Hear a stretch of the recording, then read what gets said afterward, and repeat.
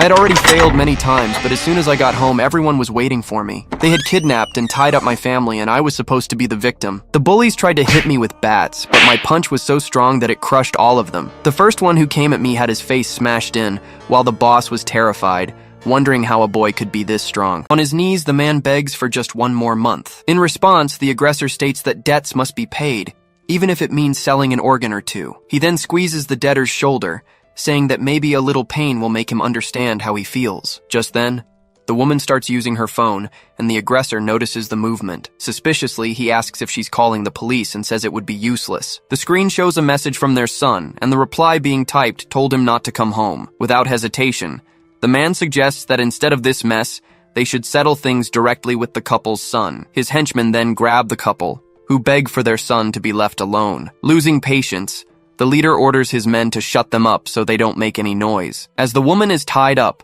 the boss comments that he wouldn't want their son to get scared. From his hiding spot, he announces the boy has arrived. Outside, a young student approaches the front door. Inside, one of the men covers the mother's mouth as she begs them to stop. A moment later, the young man enters the hallway, where several men are waiting in ambush. Casually, he announces he's home while taking off his shoes. Without warning, one of the henchmen lunges from behind with a baseball bat. The blow then strikes the back of the boy's head with full force. Restrained and gagged, the mother watches the scene unfold. However, the student turns and grabs the attacker's arm. In a swift move, he smashes the man's face with the same bat. The henchman's body collapses to the floor in front of the boss and the young man's parents. In silence, the leader stares at his subordinate's body lying on the ground. Confused, he questions what the hell is happening. With effort, the student slowly gets up as his body recovers from the attack. Annoyed, the boss orders his men to get him and kill him.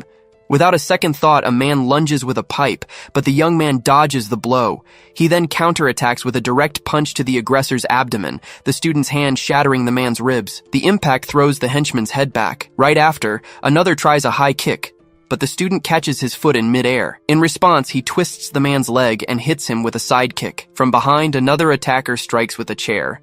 Still, that same man is thrown against the wall next to the boss. Terrified, the leader watches his men being defeated all around him and wonders what's going on. With no other choice, he pulls out a knife and runs toward the boy's father. Without hesitating, the boss grabs the young man's father, yelling they'll see how tough he is, but a clothes iron flies in his direction. In a direct hit, the student smashes the iron into the leader's face, making him drop the knife. The young man then slams the object against the attacker's head, breaking through the wall. With his head stuck through the concrete, the leader begs for help, screaming for someone to call 911. Still, he keeps pleading for help, while the student just watches amidst the bodies of his henchmen. Afterward, the young man kneels and starts untying his parents. Coldly, he states that if they didn't want him to fight, they shouldn't have been so poor in the first place. Losing his strength, Seonu collapses to the floor, and his mother screams his name. In the emergency room, doctors and nurses rush to treat the numerous injured people crying out for help. Nearby, a man in a suit is talking on the phone at the reception desk. Curious, he asks the woman beside him about the commotion, and she explains that a kid beat up 10 loan sharks who were assaulting his father. She then adds that he's just a high school student. In one of the rooms, the injured boss orders them to find and kill the boy, but a subordinate calms him down, saying the victim was taken to the same hospital. Confidently, he claims to have sent the Great Bear after the kid, assuring him he's already dead. Alert! The man in the suit overhears the name the Great Bear.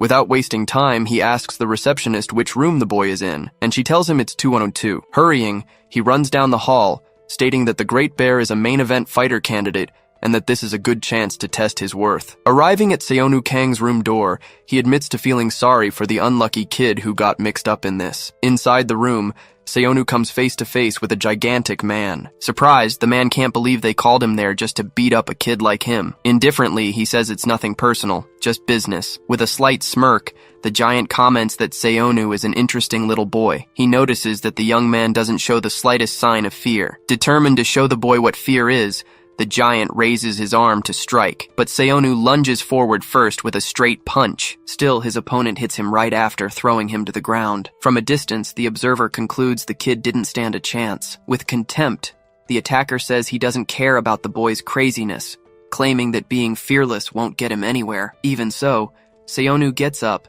and the giant questions if he's already on his feet. Without backing down, the student replies that he can keep talking, because his punches are nothing. Annoyed, the giant retorts that all this talk will just make killing him more fun, and then he charges. Outside, the man in the suit senses the murderous intent and decides he must stop him. In the room, the giant throws a punch, but Seonu dodges under the blow and counters with a spinning kick to his opponent's face. Surprised, the man in the suit remembers that no one has ever managed to take down the great bear before. As the giant falls to his knees, he reflects that this shouldn't be happening so easily, since the fighter has one of the strongest physiques in the country. Outraged, the giant asks if the boy really thought a student's kick could knock him out. In response, Seonu delivers an axe kick straight to his adversary's head. Stunned, the man in the suit can't believe what he's seeing. Giving him no room, the student unleashes a series of punches to the fallen opponent's face. Still, the giant manages to grab Seonu mid-attack. Frustrated, he regrets having to use his finishing move on a mere student. Outside,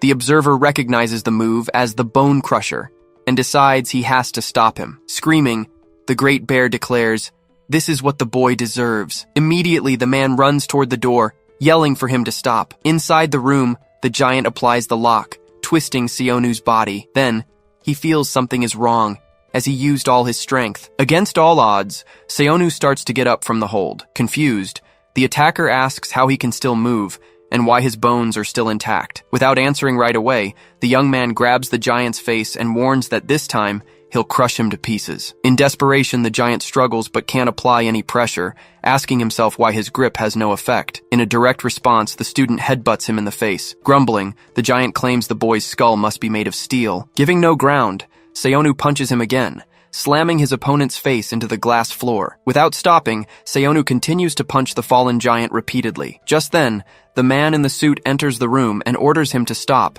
as his opponent is already unconscious. Approaching cautiously, he asks the young man to calm down. He then explains that a bigger mess will be much harder to clean up. Soon after, he makes a call, reporting a patient in room 202 with a head injury from a car accident, requesting immediate assistance. Confused, Seonu asks who he is and if he's on the giant's side. Without hesitation, the man denies it, stating that he'd actually rather be on the young man's side if possible. In disbelief, the student asks what the hell he's talking about. At that moment, a team in hazmat suits enters the room. One of the members confirms the patient's identity and assures them they'll take care of everything. The man in the suit then asks if it's possible to keep the great bear unconscious for now, and the medical team confirms it will be done. Still suspicious, Seonu asks who all these people are. Calmly, the man offers him a card, saying that if he works for his boss, he can have anything he wants. Furthermore, he states that all he needs to do is fight for him. Without a second thought, the student crumples the card and tells the man to get lost. He then throws the paper in the trash,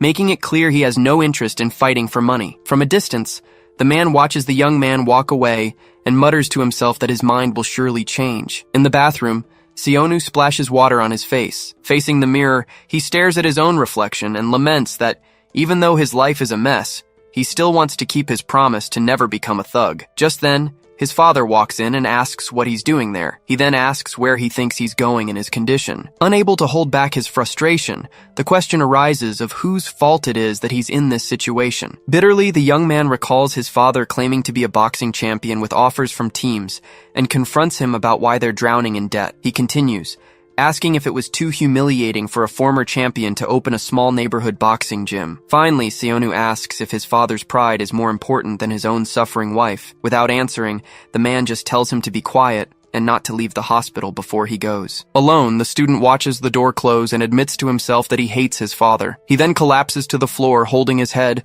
wondering if he just hasn't slept enough. He quickly concludes the pain isn't from exhaustion, but from his father, whom he hates. He can't stand seeing him get hurt all the time just so they can survive. He also can't stand watching his father kneel before the bully's parents whenever there's a fight, because he doesn't want to depend on him in any way. After all, he doesn't want his father to think he's done his part while he remains trapped in this hell. As a teenager, he can't even get a job on a fishing boat to turn things around and pay the daily expenses. When a man tried to recruit him, he simply sent him away, claiming to be busy. To make matters worse, those same bullies dug an even deeper hole for him, and as much as he hates his father, he can't leave because of his mother, feeling his own life is a pit of despair. Confused, he wonders if he passed out again and why he's in a different ward. Sitting on the bed, he grabs his phone to check how long he's been unconscious. The message says it's time to tell him everything and asks him to meet tonight. Shocked, Seonu wonders what his father has been hiding. He then remembers his mother and starts to worry about her. Without wasting time, he quickly calls her, asking if she's okay. On the other end, his mother answers and tells him not to come home as the thugs are still waiting for them. She explains that he's safe in a different room under a fake name. Worried, Seonu asks about her, and she quickly replies that she's at a motel near a police station and has to go. Before hanging up, she asks him not to leave the hospital for now and to take care. Overcome with guilt, he starts to blame himself for everything, repeating to himself that if he hadn't fought back, none of this would have happened. His mind made up, he concludes he needs to find his mother and runs toward the room's exit. On the way, his phone rings with a call from his father. When he answers, an unknown voice asks if he is Mr. Kang's son. Confused, he asks who's calling. On the other end, the man informs him it's an emergency, as Mr. Kang fell from a building and is unconscious. At a construction site, his father is seen lying on the ground, surrounded by other workers. Back at the hospital, Seonu watches his father lying in bed, completely bandaged and hooked up to several machines. A doctor explains that the necessary surgery is complex and will cost over 100 million won, in addition to requiring years of rehabilitation. The news leaves him completely devastated. Defeated, he sits in a corner of the room, asking himself what he should do. Desperate, he questions how he'll ever raise that much money. At that moment, the image of him throwing away the business card he received earlier flashes through his mind. He then remembers the card left in the trash can. With that, he realizes he has to go back to that room and runs toward the door of room 202. Rushing, he enters the room looking for the trash can. However, when he picks it up, he realizes the business card is gone. Powerless, he falls to his knees beside the trash can, blaming only himself. Through tears, Seonu apologizes for being so useless. In despair, he tells himself he doesn't deserve to live. Just then, a voice asks if he happens to be looking for this, as the man in the suit appears, holding the card. Calmly, he asks if he's had a change of heart. Crying, Seonu asks how much he can make if he works for him. In response, the man states that if he wins, he'll earn at least 10 billion, adding that he doesn't even need to win the tournament to get rich and become popular. Calmly, the man in the suit hands over a document, asking him to read it carefully before signing. Confused, Seonu Kang asks what this so-called combat wing is. The explanation is direct. It's a secret fighting tournament where competitors use hospital-provided substances to gain physical abilities. Hearing this, the young man refuses the offer, stating that he doesn't do drugs. In response, the box on the table is opened, revealing several vials lined up inside. Without rushing, one is picked up. He explains they aren't common drugs.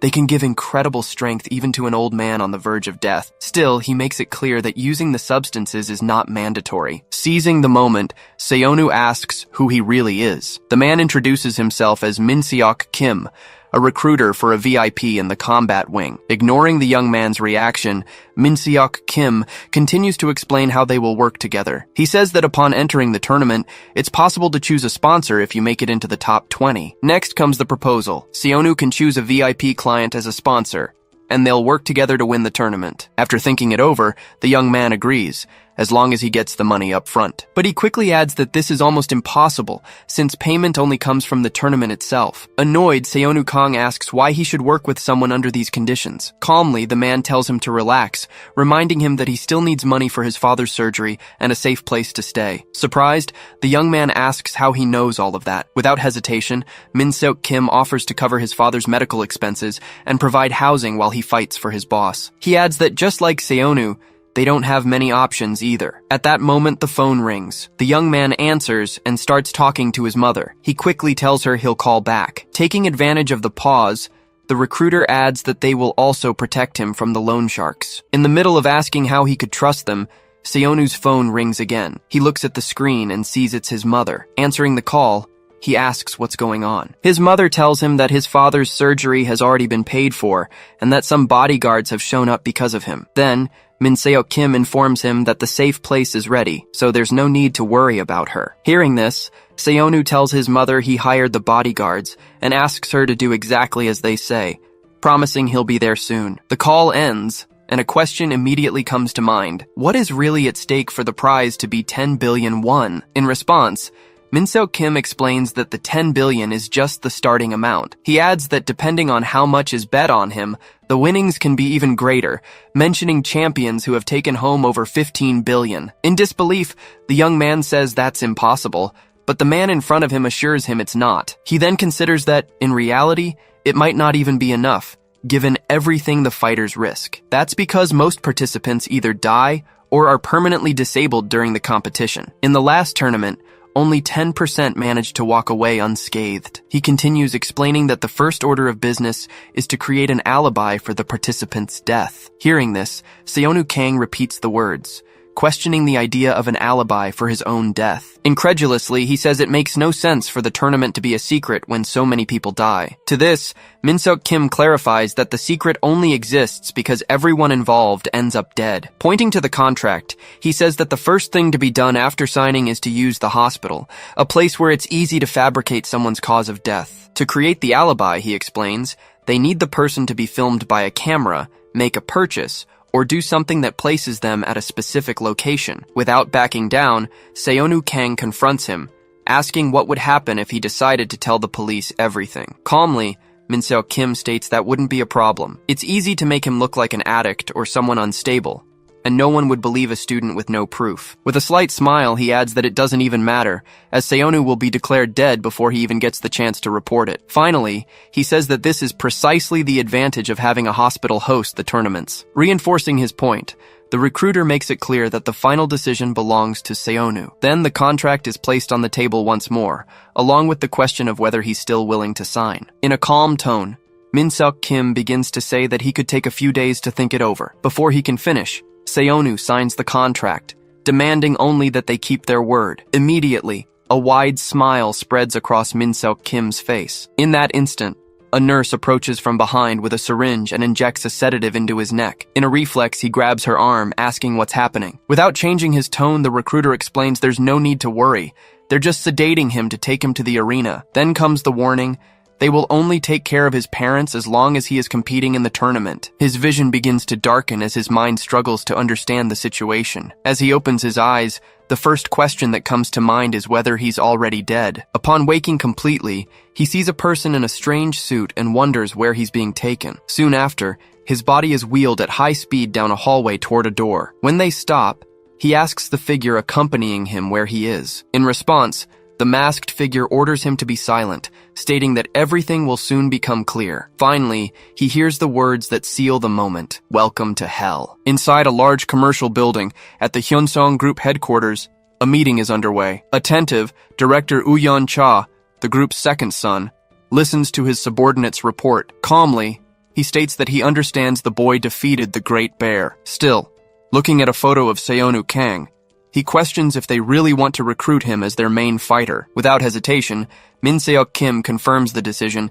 even knowing the director's brother, the vice president, might mock them for it. Next, Uyeon Cha asks for the reason behind such a choice. In response, the subordinate explains that his brother is obsessed with the combat wing, and they need to appear weak to lure him into a bet. Thoughtfully, the director asks if he truly believes that boy is the key to defeating his own brother. With conviction, Min Seok Kim reports that he examined Seonu's body after he survived the Great Bear's strike. He then states that what he found was something extraordinary. Curious, Uyeon Cha asks what exactly was discovered. Meanwhile, Seonu awakens in an unknown place with a foot coming toward him. A man tries to step on him, but one of the armed guards orders him to back away. Awkwardly, the man raises his hands and says it was just a joke. Just then, a drone approaches and confirms the player is conscious, making Seonu wonder what that means. Confused, he kneels and questions where he is and why he's wearing a school uniform. Soon after, the drone announces the start of the first round of random fights. In a neutral tone, the device explains this phase will serve as a qualifier to decide who enters the main battle arena. Then,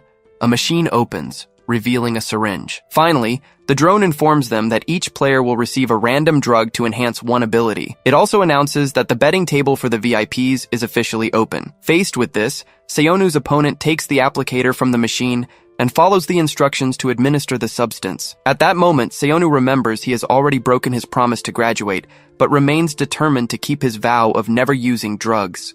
Suddenly, he turns upon hearing a scream. The syringe falls to the floor, now covered in blood. The other man celebrates, yelling that he received a power drug. Attentively, Seonu watches the scene and wonders what is happening to the man. Without warning, the opponent rushes forward and attacks with a kick. The impact sends Seonu flying into the wall, which shatters from the force of the blow. As he recovers, Seonu realizes the man is completely different and wonders if the drug strengthened his muscles. Soon after, The drone announces that Cheol-han has successfully enhanced his power, as he celebrates, saying luck is on his side again. In an ecstatic tone, he laments not being able to go out and teach a lesson to everyone who called him scrawny. He then turns to Seonu Kang and asks how he should kill him. Without hesitation, Seonu lands a quick punch to his face. Irritated, Cheol-han asks if this is a joke and if he really thinks he's better. Paying attention to the details, Seonu notices his opponent's reaction speed remains the same. With that, he rushes forward to close the distance between them. However,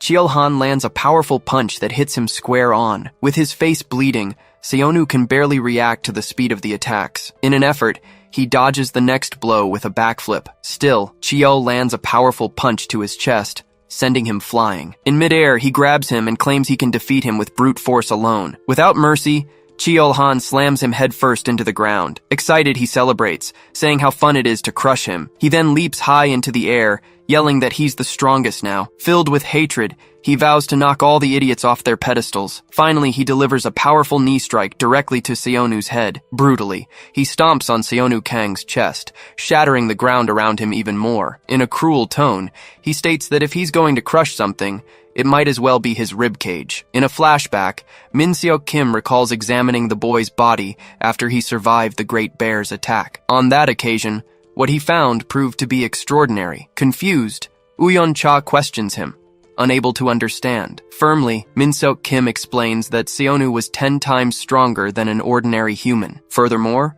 in terms of bone density, he could no longer be considered human, being completely off any chart. Back in the present, Seonu grabs Cheol-han's leg. Seizing the opening, he lands a direct kick to his opponent's chin. Surprised, Cheol-han wonders how he survived without using any drugs, concluding that perhaps he hasn't gotten used to his own strength yet. Lying on the ground, Seonu notices his opponent is slower, likely because his stamina wasn't enhanced. With this in mind, he believes he can hit his face if he avoids being grabbed, using quick jabs instead of heavy blows. Without hesitation, he rushes toward Cheol-han. Prepared, his opponent yells that he's only come back for another beating. With agility, Seonu dodges the blow, which hits nothing but air. He follows up by connecting a direct punch to his opponent's face. Keeping the rhythm, he dodges an attempt to grab him. Right after, he lands another clean hit on his opponent's face. Giving no room, he continues with a series of fast, precise punches. Under the impact, Cheol-han falls to the ground, completely knocked out. Seeing the opening,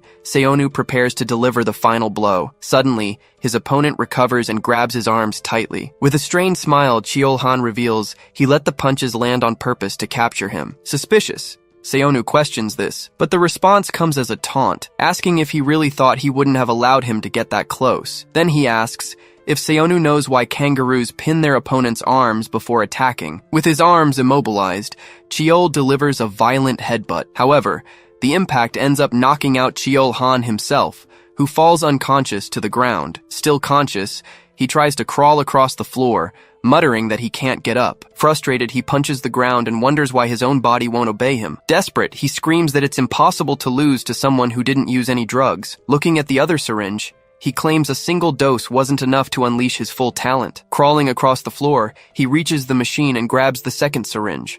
Realizing the danger, Seonu moves forward, understanding he must stop him from using the drug that was meant for him. Without a second thought, the young man leaps toward him to try and stop him. Still, Cheol-han administers the second injection, and the drone announces his stamina has been enhanced. Right after, he strikes Seonu from behind, sending him flying. His body hits the ground and his head is immediately grabbed by his opponent. Furious, Cheol lifts him into the air, yelling and asking who called him a thug. He then jumps and slams him headfirst into the ground with all his might. Even so, Cheol-han shoos the drone away, stating that he's not finished yet. Standing over Seonu's body, he declares he's going to do something different, as he's tired of always getting beaten up. He then locks the young man in a chokehold from behind, saying this is exactly what it feels like. The pressure increases as he states that he knows stubborn rats like him need to be finished off once and for all. As his strength fades, Seonu starts to lose consciousness and calls out for his father. Seonu Kang and Cheol-han remain motionless on the shattered ground. At that moment, the drone announces the game has ended with the death of a player. Staring at his laptop screen, Uyan-cha watches the scene and questions what happened to that participant. Min-seok Kim casually explains it was all due to an overdose. He then adds that the survival rate for using 2 types of drugs is less than 0.5%. Before this, Cheol-han had already successfully used the power drug. However, when he injected the stamina booster meant for Seonu, death became inevitable. Hearing this, Uyan-cha concludes the opponent took his own life and admits that Seonu is a lucky kid. In response, Min-seok Kim argues that calling it simple luck would be irrational, considering the unusual nature of the young man's body. Uyan retorts that it might just mean stronger bones and reminds him that there are far stronger monsters still in the tournament. At this, Min-seok explains that current drugs can enhance muscles, organs, and hormones, but there is one exception. According to him, stronger bones cannot be obtained with these substances, which points to a special reason behind it. After some thought, Uyan decides they will test his usefulness on the main stage and asks what's next on the kid's schedule. Min-seok Kim replies that since Seonu passed the drug-related test round, he will proceed to the next phase. Before that, however, he will receive treatment for his injuries, and only then will he fight again. From then on, he will face all the monsters who may have acquired unknown powers. In the combat ward's treatment room, Seonu sits in silence. With his head bowed, he remains motionless for a few moments. In his thoughts, he wonders if Cheol really died because of him, since he only meant to knock him out. He then remembers that he was the one who was about to die just a moment ago. His father's voice echoes in his mind, telling him to get a grip. Then comes the memory that he is the only one who can save his family. A short while later, the drone announces that the winners of the previous round must proceed to the lobby. One of the medics informs him that the guide will explain everything he needs to know, and that he must follow all instructions. Finally, a warning comes not to try anything, as the guides are armed with a lethal weapon. The drone then flies toward a passageway, and Seonu starts to follow it. Along the way, he follows it down a corridor that opens into something resembling a cave. Faced with the scene, he wonders what kind of place this is. He gradually deduces that the entire underground structure was built to prevent any escape attempts.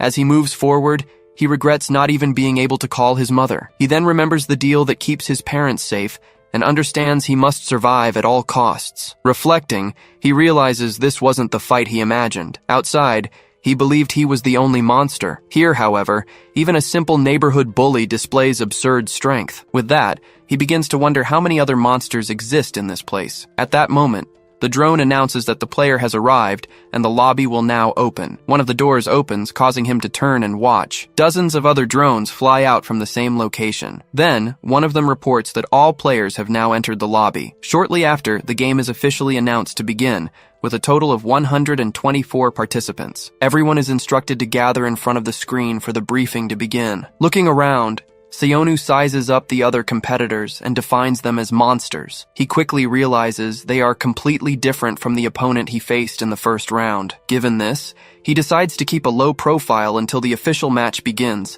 avoiding any unnecessary injuries. A moment later, a huge man approaches and asks how he got here, suggesting he could play with him. Uncomfortable, Seonu regrets that his uniform draws so much attention and hopes the briefing starts soon. Meanwhile, 2 competitors comment that he's only here because his opponent took both drugs and died. One of them adds that he's still wearing a school uniform, saying the rich probably wanted to see something tragic happen. The other claims to be bored and wonders if he shouldn't have some fun with the kid. Before he can move forward, his companion stops him, saying someone has already claimed him. Hearing his name, Seonu turns around. A large man demands an answer, asking again if he wants to play. Faced with silence, the aggressor's hand grabs his head, stating there's no choice but to kill him. In that instant, Seonu understands that to survive against these people, he'll need to take things to a whole new level. And just like that, he dodges the Great Bear's attack. Seonu swiftly dodges the hand coming at him. Confused, Big Bear asks what's going on as Mr. Kang steps between them. Without hesitating, he extends his arm, telling them to stop right there. In response, his wrist is grabbed tightly. An aggressive voice demands to know who he is. Mr. Kang firmly states that Seonu is just a kid. He braces himself for the inevitable confrontation. The large man scoffs, asking if he really thinks he can take him on with just one enhanced arm. He continues to taunt, asking if he'd do all this for a useless kid. Trying to get away, Seonu ignores the commotion and backs up a few steps. Then, Big Bear declares he's going to kill him, and that he can die for the kid. Unable to just watch anymore, Seonu rushes toward them. Suddenly, an attack hits Big Bear head-on. Surprised, Seonu stares at what just happened. The body hits the floor, and a drone announces that the briefing will begin shortly, prohibiting attacks outside the designated time. It adds that any violation will result in immediate execution. Hearing this, Seonu wonders how they can just kill someone without warning, and if it's even possible to get out of here alive. A moment later, he turns at a loud noise. On the screen, a figure appears, welcoming all the survivors. He gets straight to the point, explaining that the drug test round had no eliminations, but from now on, losers will be eliminated. He clarifies that elimination means being physically unable to fight. Despite the risks, he says they are all there for the 10 billion won prize. With that announcement, the crowd erupts in celebration. Silently, Seonu reflects that with that money, his family could finally have a decent life. Next, the figure informs them that only one person can claim the grand prize. However, he adds that anyone who makes it to the top 16 alive will receive 5% of the total amount bet by the VIPs. Excited, one of the competitors cheers, saying he'll take both the prize and the betting money. The host adds that each player will have a personal broadcast channel and a guide who will act as their camera. He says the VIPs will watch the channels of the players they plan to bet on. In short, he states that the more attention they get, the more money they can earn, hoping they'll attract many VIPs. He then announces that 5-person dorms are now available, and they are free to choose their roommates. Everyone is instructed to go to their rooms, with the assurance that any further questions will be answered by their guides. As they walk, 2 competitors comment that they need to find the big shots to attract the VIPs, since rooming with a kid won't earn them anything. Hearing this, Seonu realizes it won't be easy to find a room. Just then, Mr. Kang approaches and tells him not to worry. He confidently states that he will protect him until the official tournament begins. Silently, Seonu looks back. He notices a blonde man walking away, wondering if what he heard could be true. Then, Mr. Kang points to a room they can enter without a fight and invites him to come along. Confused, Seonu wonders why he would share a room with someone everyone else is avoiding, especially after getting hurt because of him. Not understanding the man's intentions, he concludes that the situation will be dangerous regardless of which room he chooses. Faced with his hesitation, the man asks if he's coming or not, and the answer comes quickly. "I'm coming." From a distance, the same 2 men from before watch the scene, commenting that they'll surely be at the bottom of the viewership rankings. One of them explains he chose a room next to the players he believes are the most popular, just to guarantee some screen time. Agreeing, his companion says those muscular guys will attract VIPs like flies. In the room next door, 3 extremely muscular men sit in silence. The blonde man Seonu saw earlier approaches the door to that room. As soon as he enters, he closes the door behind him. Walking up to one of the men, he comments that the seat looks nice. Then, he tells him to move over a bit. Annoyed, one of the huge guys stands up, questioning him for closing the door before the cameras were in. Lunging forward to attack, he asks if he's begging to die. Without giving him a chance, the blonde man lands a direct hit first. The muscular man falls to the floor,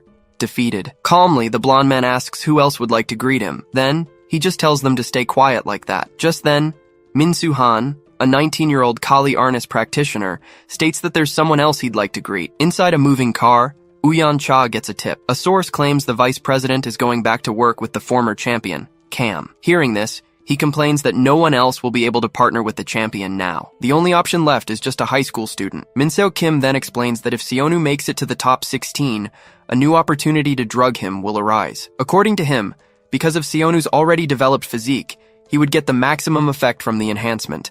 His bones are 10 times stronger than normal. Plus, after taking the drug, he would become the greatest of all time. Woo-yeon remarks they'll need to keep him close until then, but he's worried about potential interest from other VIPs. To reassure him, Min-seok guarantees that won't be a problem for now. He then reveals that the 5 people sharing a room with Seonu had the lowest viewership in the last round. Back in the room, Mr. Kang notes that getting viewers here is going to be a real challenge. He explains that most of the audience will follow the title contenders. However, their group has the only woman in the tournament, Amanda Groach, ranked 23rd, an underrated capoeira and jiu-jitsu fighter. There's also Min-ho Kim, a smaller-built boxer, ranked 25th. Last but not least, there's Menon, ranked 28th, who spends his time screaming about his own elbow. Keeping up this weird behavior, he asks for help to touch his elbow while Seonu just watches in silence. Noticing the drone, Mr. Kang comments that the guides are there to film. Still, he says they'll need to grab some attention if they want to make any money from the bets. Then,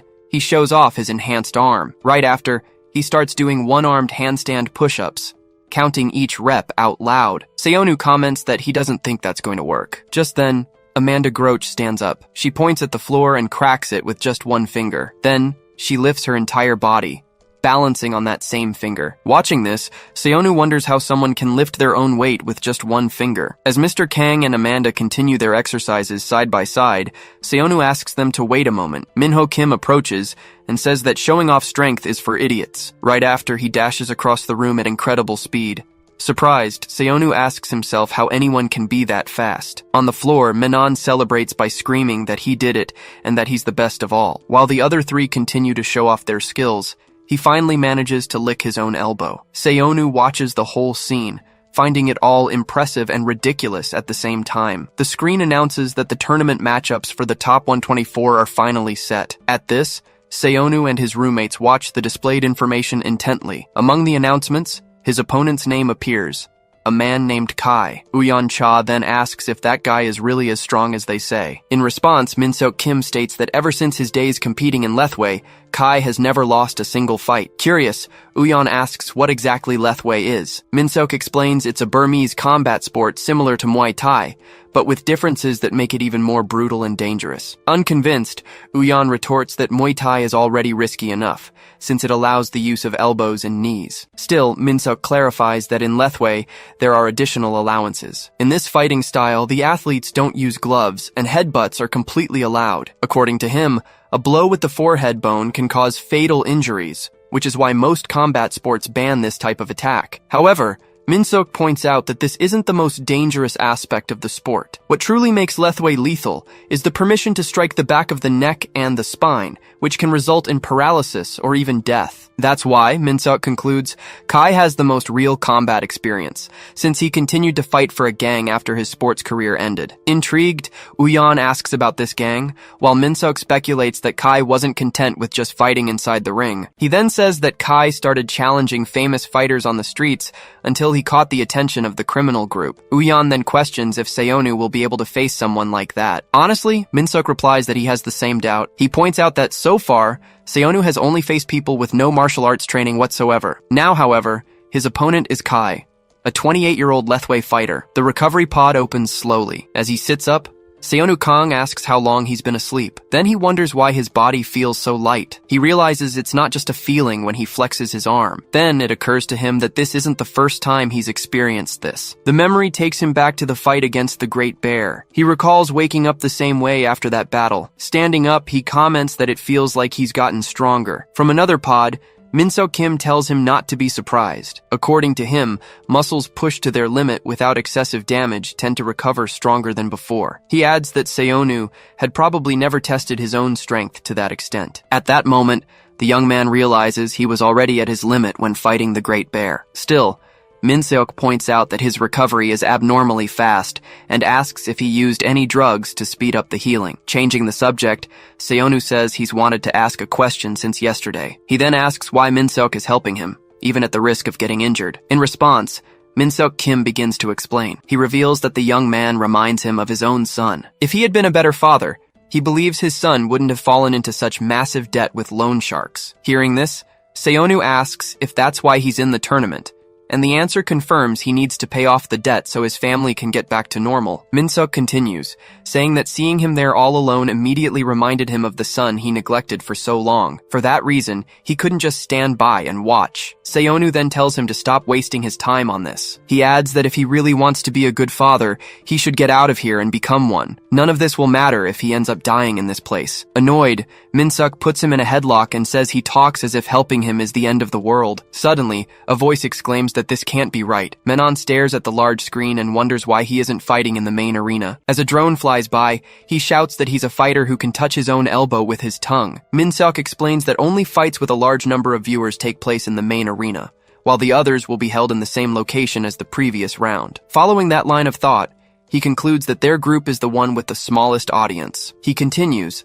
saying that the fact everyone except Menon is scheduled for the main arena means something important. This indicates their opponents are some of the strongest and most popular fighters in the tournament. Seonu Kang replies that in that case, the situation is even better for them. Confused, Min-seok Kim turns and asks what he means by better. The young man explains that this is the perfect chance to draw attention to their dorm. The older man just mutters that he must be completely insane. Just then, Menon appears and states that they won't just have regular viewers in the main arena. He continues, revealing that 16 VIPs will be there in person, all among the most powerful people in the world. Hearing this, Seonu wonders if the so-called talent scout will be there too. Meanwhile, elsewhere, 3 cars park in front of a large warehouse at night. Uyeon-cha gets out of one of the vehicles and questions why he's in this filthy place, since they were told they were going to the main arena. Mr. Kang explains that no one but the organizers knows the combat wing's location, so they likely chose a discreet meeting point. He adds that he noticed that,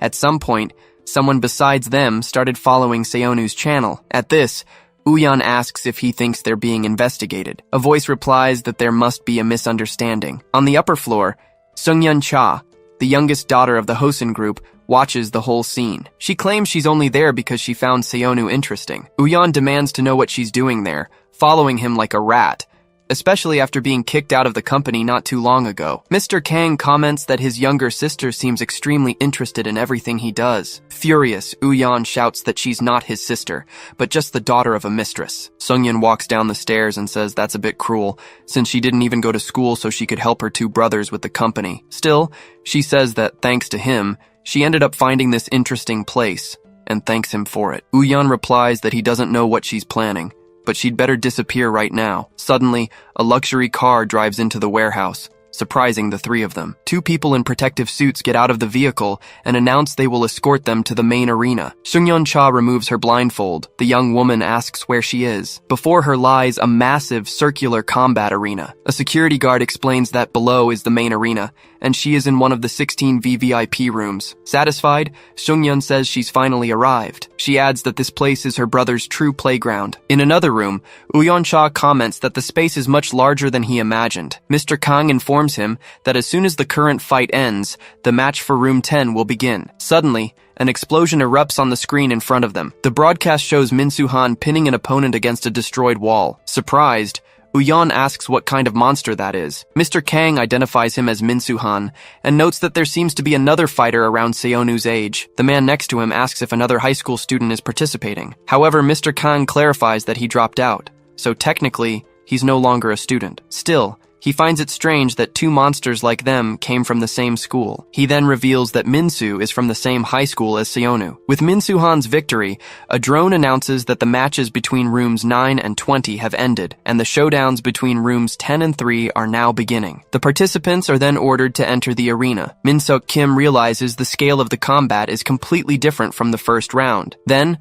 the drone informs everyone to wait, except for the first player, Minho Kim. Minho takes his position at the arena entrance and prepares himself.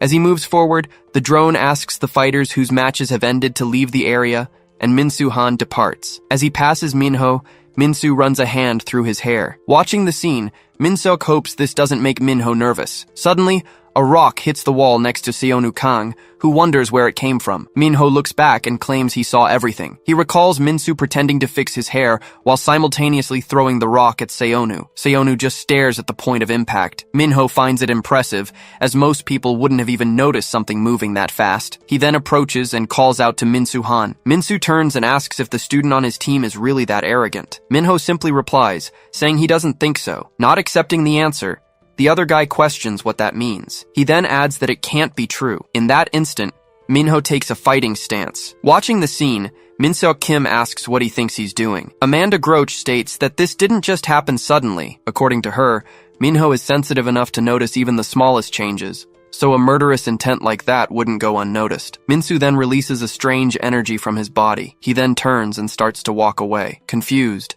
Minho wonders if he freaked out and just imagined it all, though he's sure that he really had. At that moment, a strange figure appears behind him. Minho Kim begins to question if this is all he's capable of now, and how he can get revenge being so weak. A voice asks what he's staring at, making him turn around quickly. Before him, his opponent Pice, a wrestler, enters the arena. In one of the private boxes, Yuseon Go, president of the Snug-on Hotel, questions the choice of Pice, since wrestling doesn't involve striking techniques. The assistant explains that no matter how effective a strike is, it becomes useless the moment a wrestler manages to immobilize their opponent. After grabbing their prey, they can apply various techniques like throws and joint locks, which few can withstand. For this reason, many wrestlers excel in mixed martial arts, as it's one of the most essential training bases. After all, Someone can hold their own using just their fists, but dealing with an opponent who attacks with their entire body is something else entirely. The assistant adds that this becomes even more decisive when there's such a large size difference. A drone hovers in the air and announces that both players are ready. Soon after, the match between Minho Kim and Pice is declared open. With disdain, Pice asks if Minho is a boxing rookie,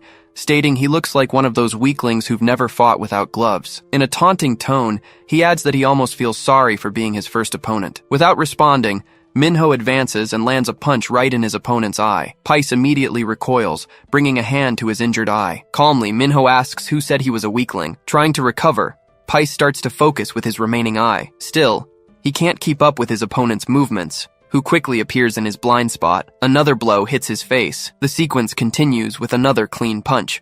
Trying to react, Pice lunges forward to grab him.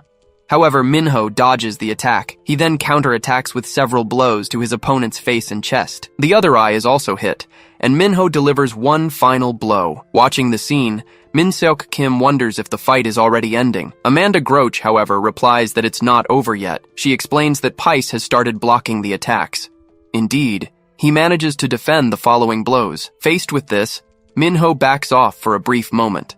Soon after, his opponent lunges forward again to try and grab him. Minho manages to dodge backward at the last second. Confused, he wonders what just happened, because even as he attacked, he saw something strange. Pice also seems surprised and wonders how he managed to do that. He then remembers that after starting to lose vision in his other eye, his hair stood on end as if he'd been shocked. Thus, he finally understands what he's feeling. Confidently, Pice states that he'll just close his eyes completely. Not understanding why, Minho watches his opponent close his eyes. Even without knowing what he's planning, he decides to advance. Convinced, he states that the fight is already won anyway. However, Pice manages to grab his fist in mid-air. The spectators watch the scene in complete silence. Minho realizes he needs to move left to escape. As he tries to retreat, he feels another hand already blocking him. With force, Pice lifts him into the air, preparing for a throw. He then slams his body violently onto the arena floor. Min Seok Kim exclaims that it was a suplex. Yusin Go comments that the fighter seems to have gotten stronger after injuring his eye. The assistant explains that the loss of vision activated the effects of the sensory enhancement drug. Approaching, Pice says Minho should thank him, because without his help he would have never discovered this power. Suddenly, one of Minho's fingers twitches. The next instant, a punch lands directly on Pice's face. Surprised, Useon Go wonders what he will do now that he's lost vision in both eyes. Min Seok Kim can't believe Minho survived that attack and claims that if he keeps up the pressure, he can still win. However, the assistant clarifies that this won't be possible as he is still unconscious, leaving the president shocked. Minho remains on the ground, his fist still raised. Amanda Groach states that he needs to get up immediately. She adds that it needs to happen before Pice can find him. Pice gets up, claiming he's completely blind now. A brand new sensation runs through his entire body. Then, he starts moving around the arena. Confused, he begins to wonder what all these sensations are. He soon realizes he can smell everything around him, from the floor to the smallest grains of sand. On top of that, he can clearly hear his opponent's breathing. He also feels the air pressure change with his every move. Excited, Pice declares that he can now even sense what's behind him. In that moment, he understands just how insane the drug he took is. Thrilled, he admits that while he wanted a strength-focused substance, he got something even better, making him more powerful by the minute. As a sort of gift to whoever put him in this state, he decides he will finish off Minho Kim once and for all. Without hesitation, he charges toward his opponent. Lying on the ground, Minho realizes his body isn't responding as it should and calls out for his brother. The memory of his brother lying on the floor floods his mind. At that moment, he remembers his promise to find him, no matter what. The memory takes him back to a man who handed him a card, telling him to look for him if he wanted to find out who killed his brother. Back in the arena, Minho calls out for him again as Pice leaps to deliver the final attack. Suddenly, time seems to stop, freezing his opponent's fist just inches from his face. Surprised, Minho opens his eyes and wonders why everything is moving so slowly. He soon understands that it's not time that has slowed down, but that he himself has become extremely fast. Pice's fist shatters the ground where his head was a second before. However, Minho had already propelled himself to the other side of the arena. In the stands, the spectators wonder what just happened. Kneeling on the broken floor, Pice questions when his opponent got over there. Minho explains that while he was bragging about his senses, there was enough time to rest, and now he's ready to get back in the fight. Hearing this, Pice realizes it's not a bluff, and concludes that his opponent is even faster than before. The young man challenges him to see if he can keep up. He gets into his stance, suggesting they start with level 1. Pais then senses him coming his way. Minho Kim charges toward Pais. His punch is blocked, and he wonders if it was just luck, deciding to try again. So Minho decides to intensify the attack. He throws another punch, but Pais dodges it. The young man is surprised by his opponent's speed. He retreats as Pais dodges another blow. Minho wonders how he's managing to keep up with his speed. Pais claims he can feel everything, from his heartbeat to his movements, and now he has no blind spots. Minho realizes he has no chance with mediocre attempts and needs to risk it all. He then prepares to attack with maximum speed. The fighter lunges forward, breaking the ground with the force of his push. He announces he'll use his final blow, the right straight, but Pais hits him first with a punch to the face. Pais wonders why he fell on his own in the middle of an attack. He questions if he's okay, as he thought his own neck had been broken, and wonders if he was hallucinating again. Pais says that if he had gotten any closer, he would have broken his neck, but the kid saved his own life by tripping. Min-seok Kim notices that Minho's speed isn't working, as his opponent seems to sense the attacks in advance. So, Minho starts moving using only his footwork. Min-seok realizes he has stopped using his super speed and is relying only on normal footwork, questioning if he's tired. He wonders what the young man will do at normal speed. Min-seok yells for him to stop, warning he'll be killed, but his punch lands squarely on Pais's face. Minho Kim dodges and lands a punch on Pais's face. A spectator is amazed, commenting that he actually managed to land a punch. Then Minho moves quickly around his opponent.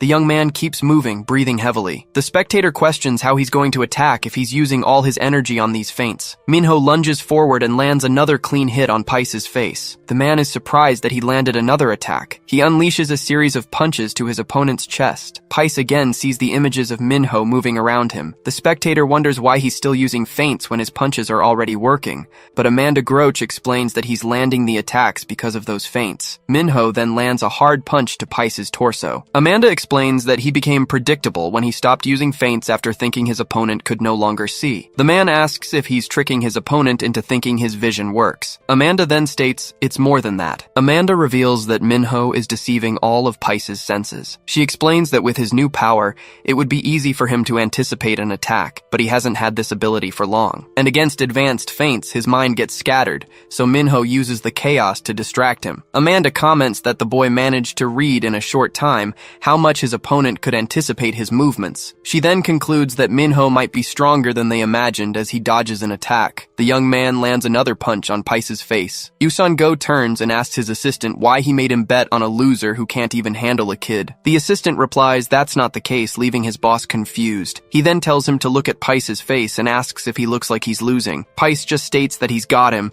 but suddenly grabs Minho from behind. He celebrates that the victory belongs to him and his senses. Pais lifts him into the air and slams him hard onto the ground. Everyone in the audience watches the scene in complete shock. The body he threw disperses. Pais wonders what happened, as he was sure he had caught him. Minho Kim remains standing, unharmed, while his opponent is on the ground. One of the spectators asks why Pais suddenly threw himself backward on his own. Amanda then explains it was because Minho attacked his brain. Seonu questions what she means by brain.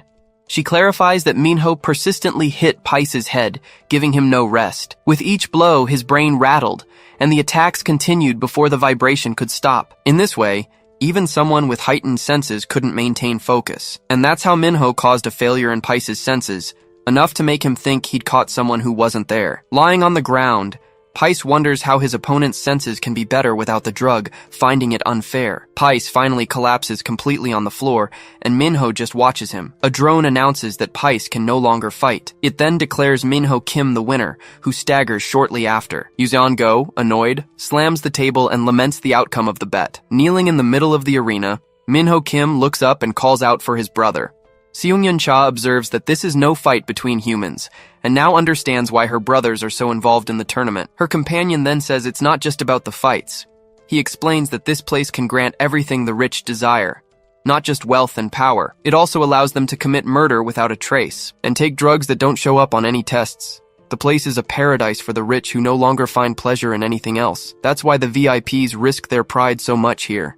And Seung-yun now understands why her second brother is trying to beat the eldest. The man adds that the director must have chosen his fighter carefully, as his recruiter knows the place well. Seung-yun states that's why they're making their move, but they'll have to see how good he is. And that will be decided in the next match, as Seonu Kang prepares himself. Someone watches Minho Kim's fight on a computer monitor. A man in a lab coat informs the wing director that all 16 whips have entered the building. The director, his face bandaged, comments that with a full house, he expects good results this year and asks about the research. He reports that they've confirmed the manifestation of the second stage of sensory enhancement, with a nearly 20% reduction in short-term side effects. But the regenerative effect they were looking for didn't appear among the participants, leading the director to question if it was a failure. The scientist denies it, saying the drug's maximum effect should start now, and that their efforts will soon bear fruit. He adds that they've discovered a new effect of the drugs, and that after examination, he believes they'll find clues about the regenerative ability. The director understands he's referring to the skin strengthening effect, and asks when he can verify this power. The man replies that it will be very soon, as the fighter for the next match in the main arena is getting ready. Kai is sitting alone in a room, waiting. Elsewhere, Seonu Kang stretches next to a man. He advises Seonu to throw in the towel if the fight gets too tough.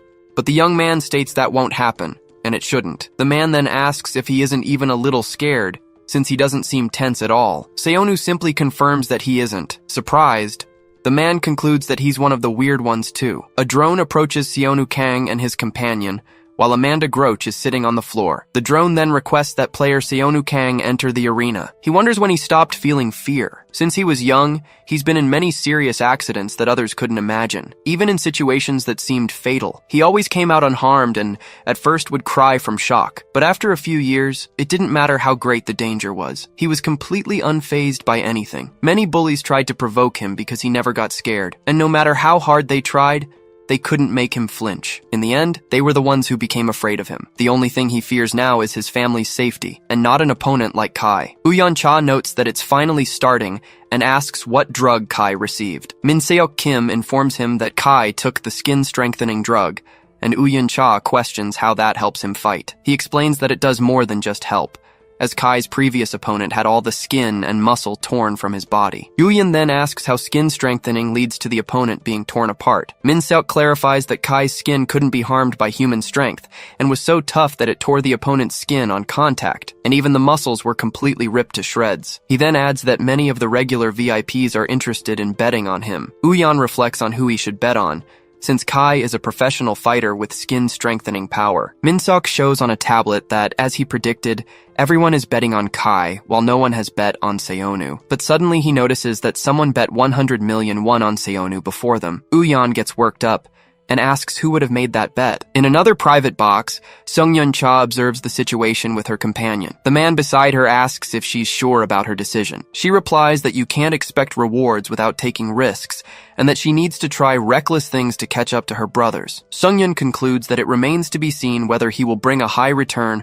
or just be a huge risk to take. The drone announces the start of the fight between Kai and Seonu Kang. Seonu gets into a fighting stance, determined to win at all costs. He then notices his opponent isn't even preparing to fight. He asks Kai what he's doing and if he wants to fight or not. Kai replies that he's a warrior, not a bully who beats up kids. Then Kai approaches and proposes a single blow with 1/10 of his strength. He moves forward and tells the kid not to get up again, and he lands a powerful kick to Seonu's torso. Seonu falls to his knees on the ground. Uyeon Cha remarks that after a blow that painful, the match's outcome is already clear. The man with glasses leans over the railing and says he needs to get out of there now. But Minho Kim states that he isn't screaming in pain, leaving the man confused. He's sure Seonu realized that Kai had no intention of attacking him, only of scaring him. The man then asks if Kai is trying to help Seonu. Minho denies it, and says he just doesn't want to fight because it would be embarrassing. He thinks his reputation would be damaged if he fought seriously against a student like Seonu. So, basically, he's telling Seonu to just surrender and lose. Kai says he was supposed to pretend to be knocked out, not just scream. He continues, saying that complaining won't make a difference, and that he'll give him another chance. Seonu simply interrupts him, leaving Kai surprised as Seonu stands up and asks if he's trying to win a debate. Kai claims he'll give him a taste of his true strength, so he can fake a knockout convincingly. Kai lunges forward with a high kick towards Seonu Kang, but Seonu ducks under it and strikes his opponent's supporting leg. Everyone in the audience reacts, completely stunned by the counterattack. Kai then yells that he told him to stay on the ground. He rushes at Seonu and throws a punch. The young man leans back, narrowly dodging the attack. Kai is astonished by how far he tilted his head to dodge. Then Seonu leaps into the air, flipping over him. and lands a solid slap on Kai's head. Uyeon-cha watches the scene, completely shocked. Kai says he was giving him another chance to act. Seonu asks if talking about giving chances isn't a bit much for someone who was just brought to his knees by a student. He states that if Kai is cowardly enough to kneel, then he's not even worth punching. Kai then decides that if he can't even fake it to save his own life, he'll have to help him out. Kai grabs Seonu's shoulders, saying he'll scare him into trying to fight. The young man is startled when he realizes he can't move. Kai then announces he'll use 50% of his strength and delivers a powerful headbutt to Seonu. Kai wonders if he used too much force, as he felt pain from the blow. Then a foot comes towards him, hitting his chin. Seonu uses the momentum to land a kick on Kai's face. The impact sends Kai staggering back as Seonu lands. He wonders how the kid wasn't affected by his headbutt. Seonu stumbles slightly to the side and laments that his vision is still blurry. Kai rushes forward to throw a punch. The blow grazes him, but tears Seonu's shirt. Mr. Kang is astonished, questioning how Seonu's shirt ripped like that if Kai's fist only grazed him. Minho Kim warns that he isn't finished yet. Kai then lands an elbow strike on Seonu's back and raises his fist to strike him on the head. Mr. Kang yells for him not to do it, as it will kill him. Seonu Kang falls to the ground, and Kai stands over him. Mr. Kang shouts, saying this is going too far. But Minho Kim comments that the situation is almost unbelievable, leaving the man confused. He then wonders what exactly Seonu is. Kai also questions what's wrong with the kid lying in front of him. He realizes that even before his elbow hit him, Seonu slammed his own head on the ground. Kai then wonders if that was intentional. He concludes it wasn't, and that Seonu probably wasn't thinking straight out of fear. But he still questions if the boy thinks his head is made of steel, and then Seonu starts to get up. Kai is surprised he's already getting up, and wonders how, since he heard he didn't use any drugs. Mr. Kang watches the scene in shock, not understanding what's happening. Minho just says that this means Seonu isn't a child he needs to worry about, and concludes that for some reason, something about him gives him the chills. Seonu Kang gets into his stance, ready to continue the fight. Kai tells him not to force himself to look tough, as he would have left him alone if he had just faked a knockout. But the young man cuts him off, saying he's mumbling again, and challenges him to see if he's as strong as he thinks or if it's all talk. Kai concludes that to make him give up, he'll need to show him that his attacks are useless. So he opens his arms and tells Seonu to do whatever he wants,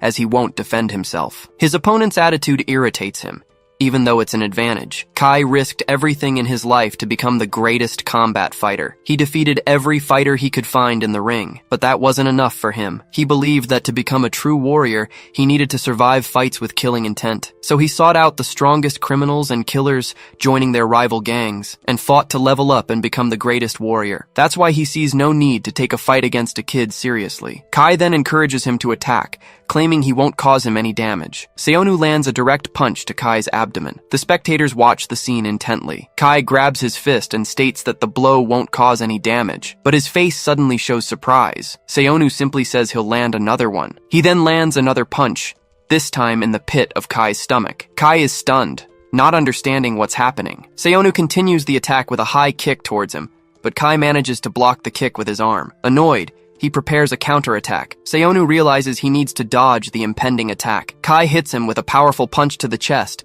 tearing his shirt and his chest. The young man is surprised by the blow, thinking he needs to get away from him. He takes a few steps back as Kai prepares to attack again. Kai asks how many more chances he needs to give him. Seonu simply lets out a laugh. Surprised, Kai asks if he just laughed. Seonu then asks if he forgot what he just said. He rips his own shirt off, revealing a muscular physique. The spectator with glasses is amazed and asks where all that muscle came from. Seonu then taunts him, asking why he defended himself. Kai turns and admits what he did. He acknowledges that Seonu isn't just some kid who was dragged here for a show, but he warns him not to forget that he was the one who forced him to do this.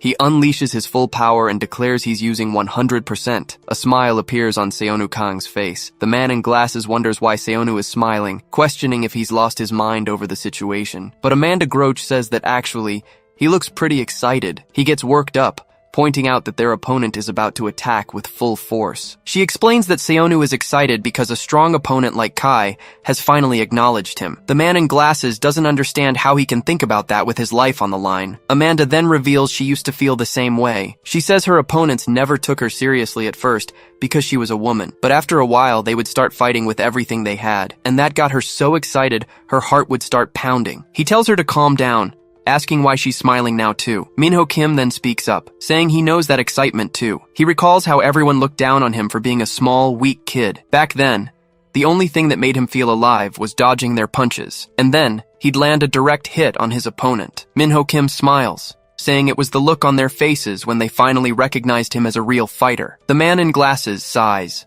starting to understand. He concludes that Seonu has the heart of a fighter too. In the ring, the two opponents rush toward each other. Seonu decides he'll strike first. He throws a punch at Kai, who blocks it with his arm. Mr. Kang comments on the sound of the impact, believing Kai was surprised by the power, but Seonu realizes his opponent's skin is like concrete. Kai warns him that he's going to return the favor. With one punch, he slams Seonu to the ground. The spectator feels the ground shake and declares that Kai is on another level. The force of the impact sends Seonu flying into the air.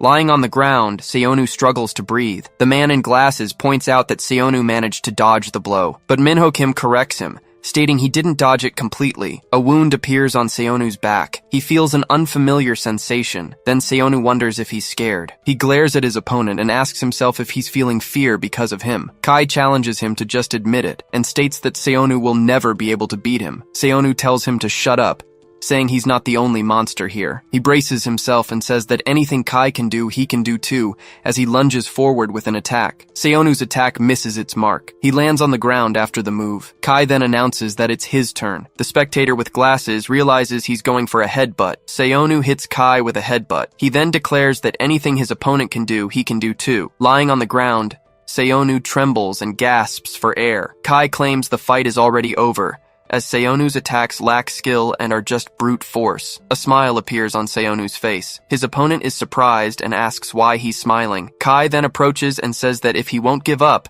then he'll end the fight for him. The man in glasses wonders about the source of the heat, noticing that Seonu's blood and sweat are evaporating. Seonu reveals he never liked fighting, because being dragged into all those brawls made him feel like a monster, but he wonders if this place is getting to him because he can't stop smiling. Then he admits he can't contain the urge to fight this guy. As Kai lunges forward, Seonu jumps and kicks him in the face. Then, he grabs his opponent's head in mid-air. Kai is shocked, saying he's too fast. Seonu headbutts him in mid-air. He spins him around after the impact and violently throws him against the wall. Kai watches Seonu recover and states that he barely seems human. The young man then leaps and smashes his head against the structure. He holds him tightly and says, "Got you." Seonu lands a direct punch to his opponent's face. He follows up with a flurry of rapid blows to Kai's body. A final punch sends him flying backward. He wonders what kind of drug Seonu took. He then questions if his opponent ever gets tired as he charges forward again. Kai manages to land a kick on Seonu.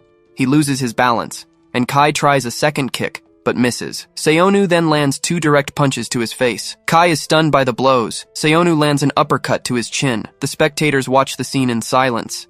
He remains motionless after the exchange. Mr. Kang asks if Kai is dead from all the bleeding, but Amanda Groach says that blood doesn't belong to Kai. She then reveals the blood is coming from Seonu's fists. The young man starts to feel as if he's intoxicated, and feels his entire body tearing apart from the inside. Seung-Yun Cha wonders how Kai is still able to stand. The man in sunglasses explains that his skin acts like armor, causing more damage to Seonu's fists. She then asks if her companion has any chance against Kai at all. He, in turn, admits he's never felt that kind of pain before, but his opponent seems to have reached his limit, barely able to open his eyes. Kai decides to break Seonu's legs to end the fight and charges forward, but the young man manages to block his kick. Kai doesn't understand how he can still react so quickly. Seonu lands a punch on his face.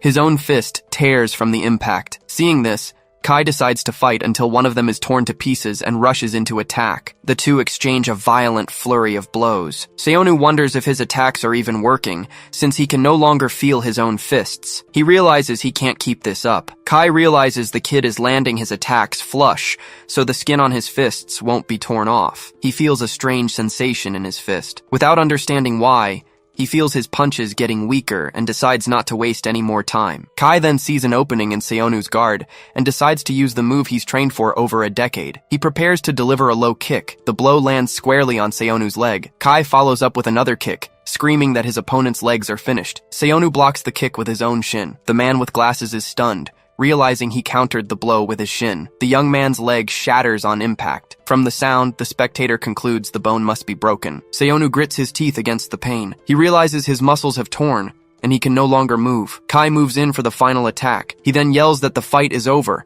but Kai's kick is stopped at the last moment. Kai doesn't understand what just happened. He drops to his knees. Kai wonders if this is a dream. Everyone in the audience watches the scene in shock. Seonu remains standing over Kai's fallen body. Uyeon-cha turns to his assistant and asks what's going on. Min-seo Kim explains that the skin-strengthening drug only led to more accumulated damage. He continues, saying that Kai's bones took the blows directly, but the drug kept him from feeling pain. Now, Kai's arms and legs are likely covered in fractures.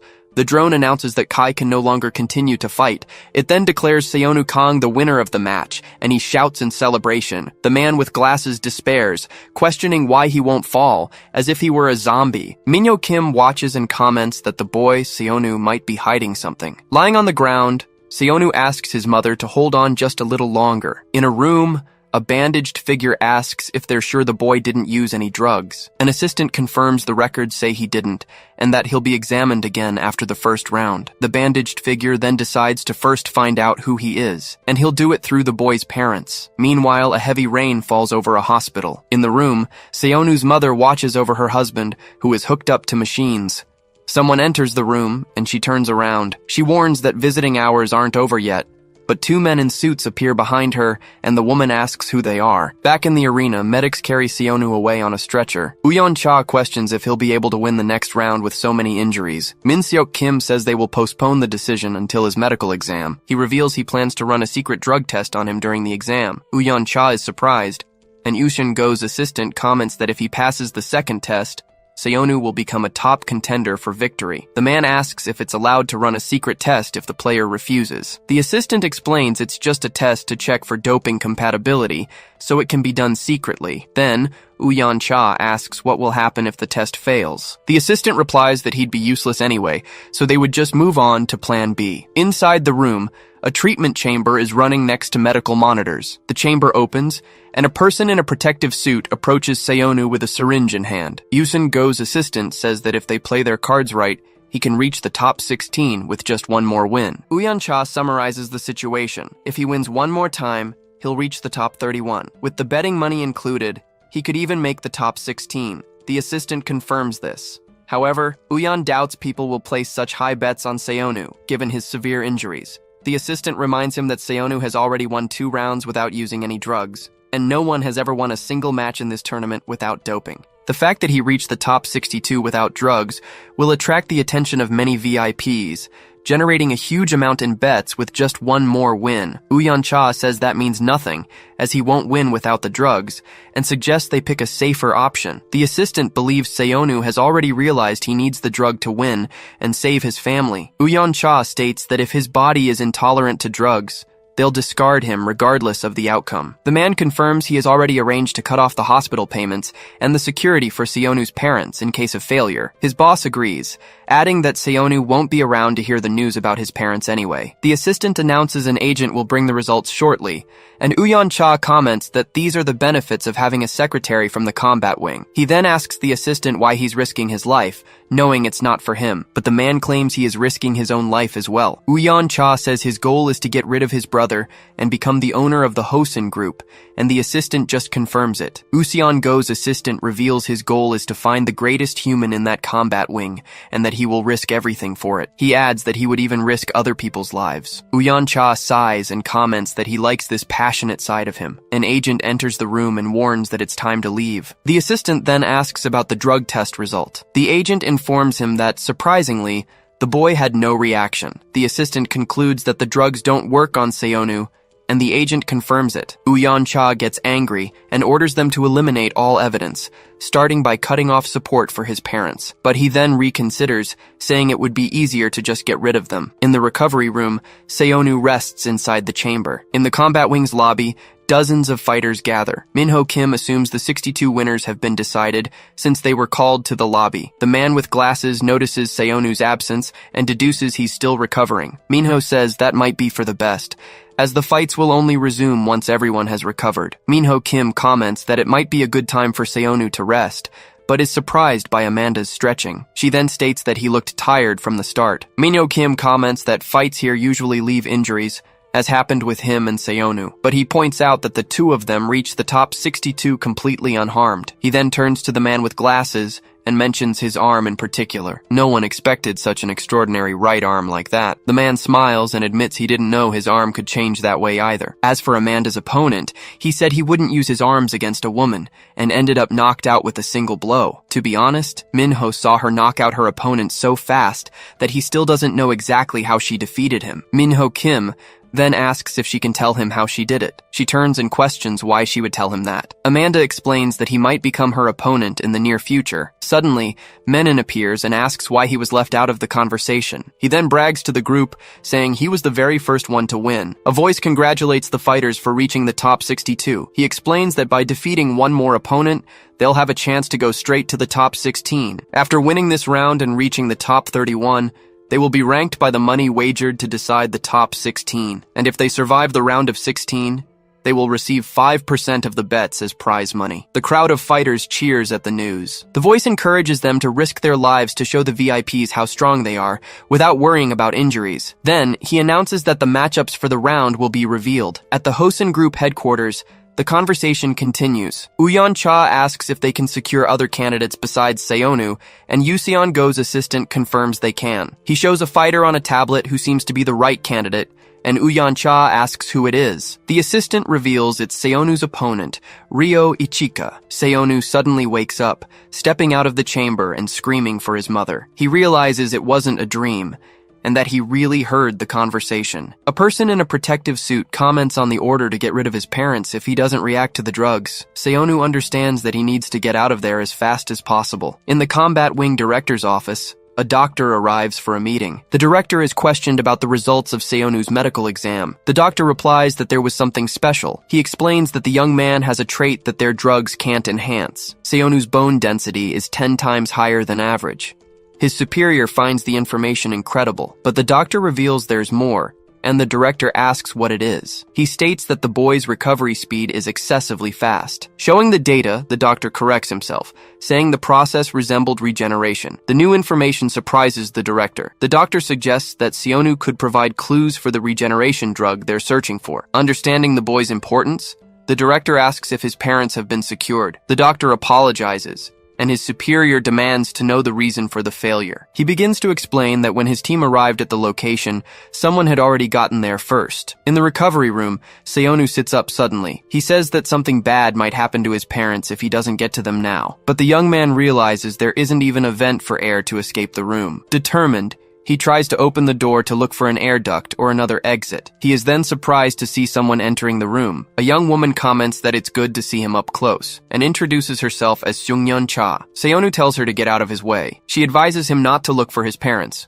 leaving him confused. Seungyeon claims she is taking good care of them. Far away in Uyeon Cha's office, a serious conversation is taking place. He asks what his assistant means by, "Someone already got to Seonu's parents." The man reports that they disappeared without a trace, and that the combat wing must have something to do with it. His boss asks about the combat wing, and he explains that they always move quickly to get rid of anything that could cause trouble. Uyeon Cha comments that they didn't even have to get their hands dirty, and that luck must be on their side today. He then asks if his assistant has already contacted the next fighter. The assistant reassures him, explaining that in the combat wing, VVIPs can summon fighters to their rooms and go anywhere except the restricted areas. His assistant asks if he's allowing them to walk toward those monsters, and Uyeon Cha confirms that he is. But the man warns that it's not a good idea to casually wander around the wing. Safety is only guaranteed inside the VVIP room. Back in the recovery room, Seungyeon locks the door behind her. Seonu demands to know what she means by taking care of his parents. Seungyeon asks for silence and tells him to lower his voice if he wants to save them. She states that running away now won't do any good. Seonu pushes her hand away and asks what she means by that. Seungyeon explains that Uyeon is trying to get rid of any evidence linking him to Seonu, and his parents are the first step. She adds that the loan sharks he beat up are also looking for him. She says she came alone to speak with him privately, and that she also wants to keep his parents safe. He then asks who she is and what she wants from him. Seungyeon introduces herself and says she only needs one thing. She then points at Seonu and says she needs him, leaving him surprised. He asks what she's talking about. Seungyeon reveals she is one of the 16 VVIPs and needs a reliable fighter to bet on. She states that, although she's young, she was one of the owners of the Hosen group until recently. To make it easier to understand, she reveals that she's the half-sister of his former employer, She adds that she was kicked out of the Hosen group because of his schemes, but she was already planning to leave and her businesses are doing well, so she doesn't mind being kicked out. Sungyeon reveals that she still doesn't want her brothers to ruin her father's company, and that she can't let that happen. Seonu asks her what all of this has to do with his parents. She explains that, to sum it up, her siblings and she are constantly spying on each other, and she's been keeping a close watch on her second brother. When she saw him go to great lengths to recruit him, she approached his parents to find out more about him. Sungyeon realized he was even more incredible than she thought, and she concludes by saying she couldn't let her brother monopolize his extraordinary genes. Seonu questions the mention of his genes. Sungyeon warns him that the important thing is that many people are looking for his parents. He then asks what she wants him to do if running away is useless. She claims to be sure that there's only one way to save him and his parents. Seonu asks what that one way would be. Sungyeon declares that he needs to win. She reveals her plan to make a deal that will ruin her brothers by betting on the Combat Wing Championship, and she guarantees that if everything goes as planned, her brother will be in prison, and the loan sharks can be dealt with using money. Seonu questions the validity of her promise in a secret place like this. She explains that in the combat wing, anyone who doesn't keep their word is eliminated by the local authorities. He then asks if she's willing to risk her own life to bet on him. Seungyeon states that she's not the only one who needs this partnership, because when the 16 finalists are chosen, anyone not selected by a VIP is immediately disqualified. But he insists on knowing how he can be sure his parents are safe and how he can trust rich people. She replies that cell phones and other electronic devices are not allowed inside. Seungyeon says that because of this, there's nothing she can show him, but she claims he should be able to trust someone who has shared secrets with his parents. She then reveals it's someone who knows the secrets of his parents' past and how he got his genes. He demands to know what it's about and asks her to tell him now. At that moment, the room's door opens. Seungyeon reminds him not to forget that she's guarding his parents with her own life, so there's no need for him to escape. A drone enters the room, and she says it's time to go. She reassures him, telling him not to worry about anything else. As she turns to leave, Sungyeon states that he just needs to win by her side. Far away, in Dorm 10 of the combat wing, other fighters are gathered. One man comments that their prize money has increased considerably. Looking at a large screen, he wonders how Seonu is in last place. One of the young men explains it's because he was sent to the recovery room, and nobody bets on an injured fighter. A drone announces that player Seonu Kang has returned to room 10. A man greets him, saying he looks much better than expected. The door closes, and he comments that Seonu must have rested very well. Seonu asks him how he managed to win without getting hurt. Seonu explains that he needs to get into the top 16, or his family is done for. He begs him to tell him anything, stating he'll do whatever it takes. In a gesture of desperation, he asks for his help. He then assumes it was too much to ask. A woman approaches and suggests a finishing move. Seonu repeats her suggestion, confused. She explains that it's hard to dominate a fight without a finishing move, especially in the combat wing. The fighter then asks him what his specialty is. The older Mr. Kang then suggests a calf kick, using his strong shin. He comments that few people can control their legs with his precision and speed, and recalls that during the fight with Kai, Seonu blocked a low kick, which shows confidence in his shin bone. While demonstrating the move, he explains that the calf kick has become a blow capable of taking down opponents with a single hit. He then asks Seonu to show him the same kick. The force of the impact leaves the man surprised. He then congratulates him, saying that Seonu is very talented. Suddenly, a loud noise from the ceiling interrupts the conversation. The older fighter questions the origin of that sound. In a distant room, Ryo Ichika, ranked 15th and a Kudo practitioner, is training, causing noise throughout the building with his punches. Back in the dorm, the strategy talk continues. Yuseon Go advises Seonu to use the calf kick to increase his chances of winning and get his prize money back. But Menon suddenly appears and says he's completely mistaken. Seonu turns to face him, questioning the interruption. Menon claims everyone should already know that Seonu's finishing move isn't a calf kick. He then points to Seonu's forehead and reveals that his real finishing move is the headbutt, and he reminds everyone that Seonu countered a Lethwei champion's headbutt multiple times. Menon concludes that the fact Seonu kept fighting proves his skull is the strongest of all. Yusen Go steps in, warning that headbutts hurt both the one giving them and the one receiving them. He adds that it's not a viable tactic against the monsters in the combat ward, and explains that he could die from brain damage in less than 2 rounds. Menon finds his comment funny. He then asks if they all didn't put their lives on the line by entering the competition. He warns them that if they hesitate against the top-ranked players, they could die on the spot. Menon then tells him he shouldn't be worrying about Seonu right now, and reveals he's talking about his own next opponent. A large screen announces the next fight.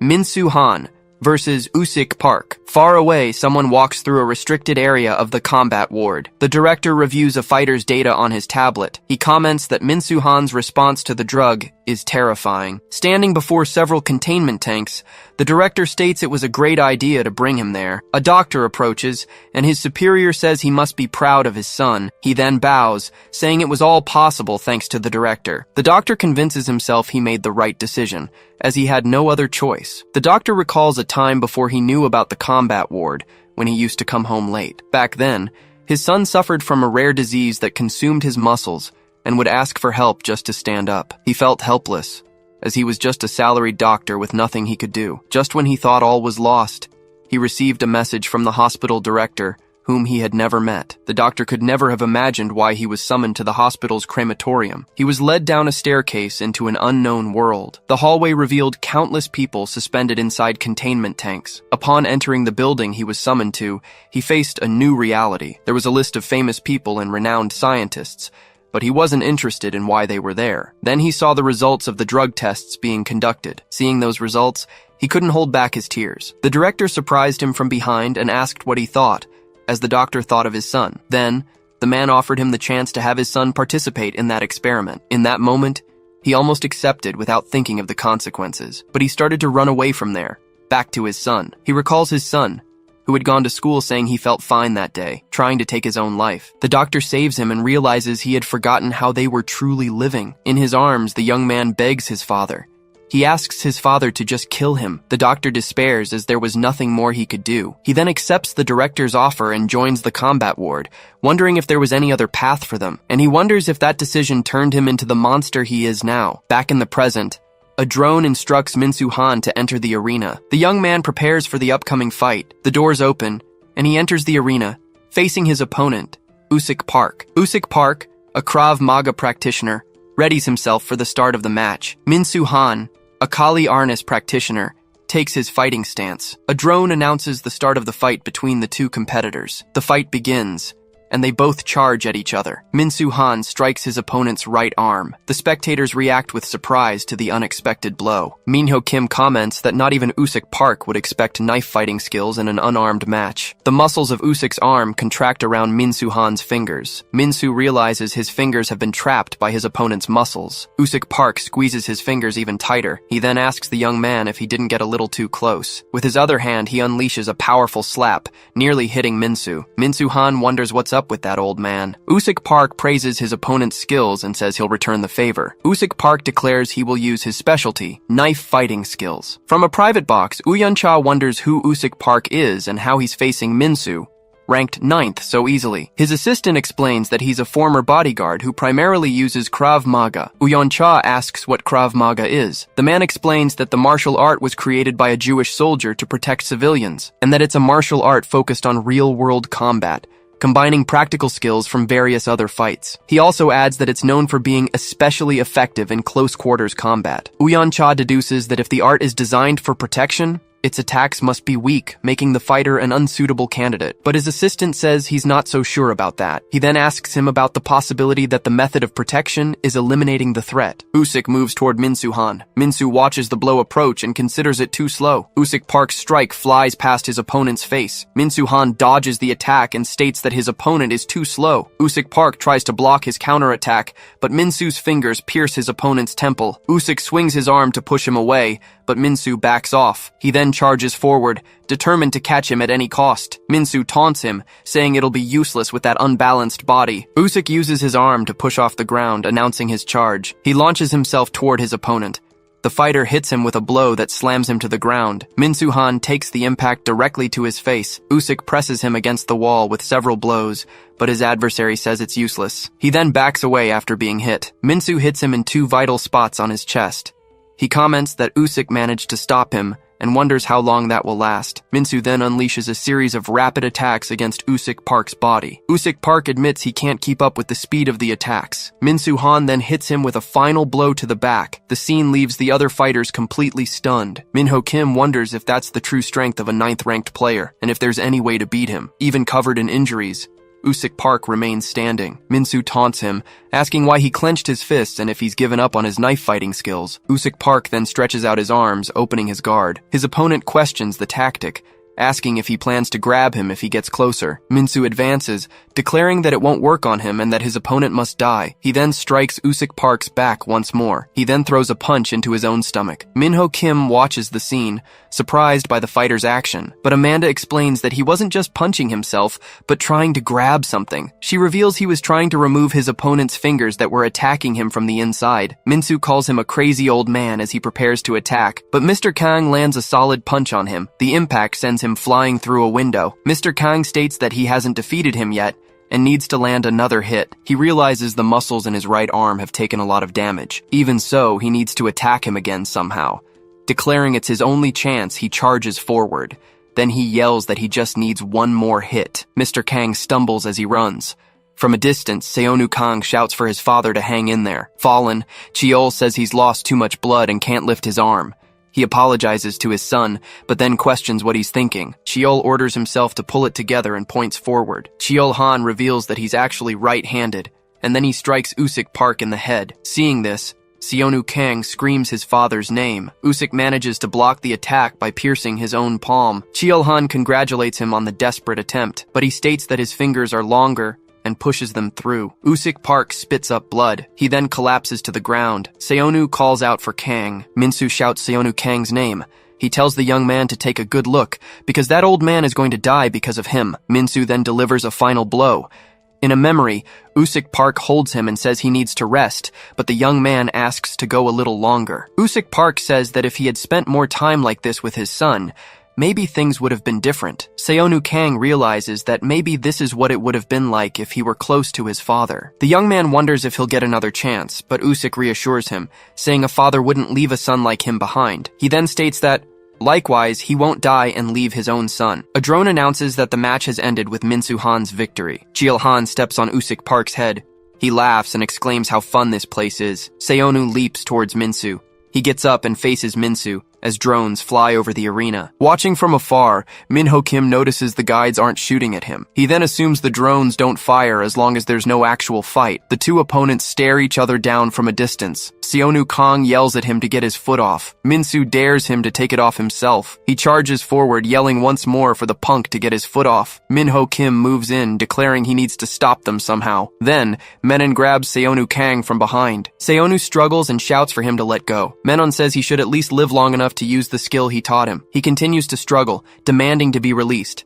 But Minho Kim approaches and knocks him down. Menon tells Seonu it's better if he takes a nap. Seonu starts to lose consciousness. His vision fades as he calls out for Usyk. In a memory, Usyk asks Seonu if he could look after his son if something happened to him. He says he hopes Seonu becomes friends with his son to make sure he doesn't go down the wrong path. Seonu replies that he thought that was obvious. He then adds that there's still a lot he'd like to learn from Usyk and that it makes sense to be friends with his son. He concludes by saying that way he can learn more from Usyk. Then, Usyk grabs him and calls him a punk for trying to take advantage of him even after they get out. Back in the present, Cheol Han's foot presses Usyk Park's head into the ground. Nearby, Seonu Kang, Minho Kim, and Menon are lying unconscious. Cheol Han looks at the scene and comments on their state. Then Amanda Groach approaches and tells him to leave if he's gotten the attention he wanted from Seonu. She asks if he still needs more love and attention from the young man. Cheol Han asks her if she wants to die too, but Amanda dares him to start a fight and get shot by the guide. She then adds that she could just beat him to death instead. Cheol takes his foot off Usyk, saying her time will come, and he states that he'll kill them all anyway. He then walks away towards a door. Amanda runs to Usyk Park and shakes him, trying to wake him up. Amanda Groach states that he's not dead. Then she calls the medical team over, telling them to hurry. She looks at his hand and states she's sure his left hand saved his life. He used his hand to divert the attack slightly away from his heart. The medical team carries him away on a stretcher. Elsewhere,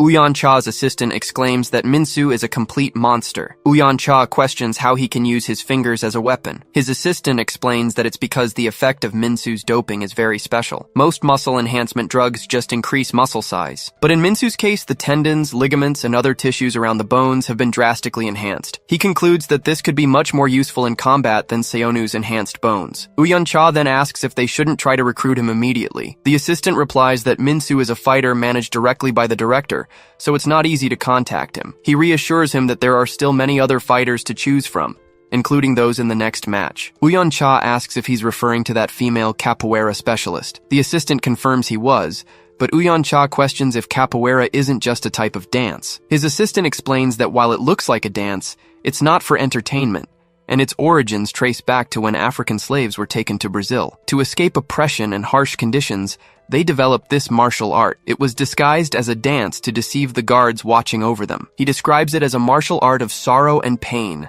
not joy, mentioning it was used in criminal activities after Brazil's independence, to the point that the government banned it at one time, making it not only an effective martial art, but also a dangerous one. The fighter Amanda Groach, ranked 19th and a capoeira practitioner, is introduced. A drone announces that the fighters for the next match have entered the arena. Hyoksu Go, ranked 10th and a mixed martial arts practitioner, is also introduced. Then, the drone announces the start of the match between Amanda Groach and Hyoksu Go. Amanda gets into her fighting stance.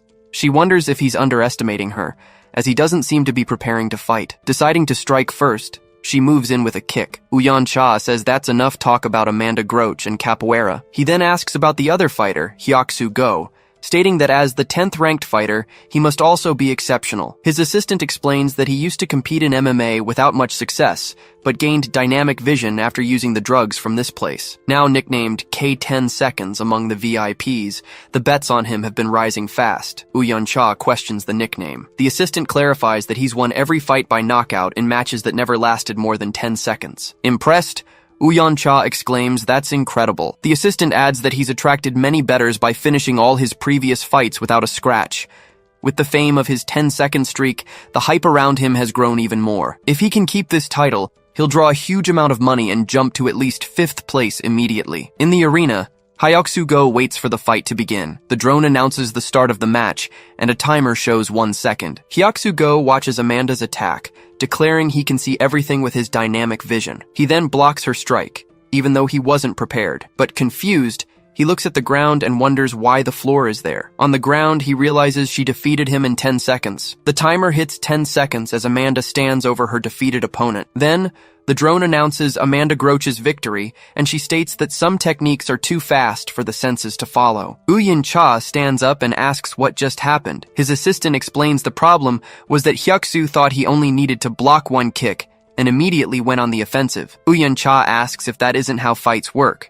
You block, then counterattack. The assistant replies that Hyoksu thought the same thing. He explains that a knockout kick normally requires energy to be compressed on one side, and then that energy is released towards the target. If the first attack fails, the attacker won't have time to gather that energy again, making the next blow weaker than a counterattack, especially when both feet are off the ground. There's no lever to compress and store all that energy. Woo-yeon Cha then asks if that wasn't the situation Amanda Groach was in. He repeats that both of her feet were off the ground, and her first attack missed. His assistant confirms that's exactly why Hyoksu tried to attack immediately. But he states there's one thing Hyoksu overlooked about Amanda Groach, and Woo-yeon Cha asks what it is. The assistant explains that capoeira uses both arms and legs as levers. He continues, saying Amanda received a power drug that increased her muscle density instead of size, making her attacks fast and powerful. So he states that, right now, Amanda can attack with great power and speed in any situation. And because of that, there's no telling what she's capable of. Woo-yeon Cha remarks that it seems there are still some useful fighters out there. His assistant warns him it will be very difficult to get a meeting with her now, and Woo-yeon Cha asks why. He explains that since she knocked out K10 Seconds in 10 seconds, she'll probably inherit that title. All the money and the VVIPs who were betting on him will now flock to her. Woo-yeon Cha asks if his assistant can't handle that much competition, but the assistant reassures him, saying there's no need to rush, as there are still many interesting fighters. Woo-yeon Cha asks if the next one is also a 4th 10 fighter, and he confirms it. The assistant states the next match will be very interesting, as the fighter will have no choice but to give it his all. Minho Kim greets him, saying he's finally awake. Seonu Kang jumps to his feet and asks what's going on. He then asks why he's there. The young man immediately asks for Usik. He stops mid-sentence while asking what happened. Amanda Groach appears at the door. Minho says he's alive, so she asks if he's done yet. She states that she felt him breathing. Amanda then tells Minho his match is soon and asks if he shouldn't be warming up. He replies that he knows, as that opponent might be the reason he came here. In a flashback, A man assures him he'll make him find the person who murdered his brother in combat. Minho Kim asks him how he would know who it is since he doesn't even know his name. The man replies that they know he entered the combat wing and is a former boxer. He adds that he'll give more details later, but it's certain there aren't many ex-boxers in the wing. Back in the arena, the fighter Wonu Choi, ranked 16th and a boxing specialist, is introduced. At this, his assistant begins to describe the 5th place holder. In 5th place is Lev, a Systema practitioner. Working as a Russian bodyguard, he was also a former member of the Special Forces. Rumor has it he eliminated everyone who tried to harm his clients. During that time, he ended up under investigation for excessive force after killing 8 assailants, which is why his employer decided to drop him. However, a short time later, a man hired him again as a bodyguard and gave him a new identity. The one who offered him this second chance and brought him here was Michael Lee, the head of the military contractor Peon. Hearing this, Uyan Cha comments that without a connection at that level, the man would be worthless. Additionally, the assistant explains that after taking the stamina drug, he could move without limits, which is how he broke into the top 5. Moving on, the assistant gets to the 4th-ranked fighter, mentioning he's connected to Chairman Sang-Soo Han of the country's largest construction company. Gyung-ho Go, ranked 4th, is a fighter specializing in combat taekwondo. He grew up deeply admiring his father, a master of the art, but for some reason, he ended up on a different path. At this, Uyan Cha questions if taekwondo isn't just a sport geared toward competitions. In response, the assistant recalls a documentary that brought together masters of various martial arts to test the speed and power of their kicks. According to him, most of the strikes registered a force between 900 and 1,500 pounds. However, the capoeira kick reached 1,900 pounds, which surprised everyone there. Next,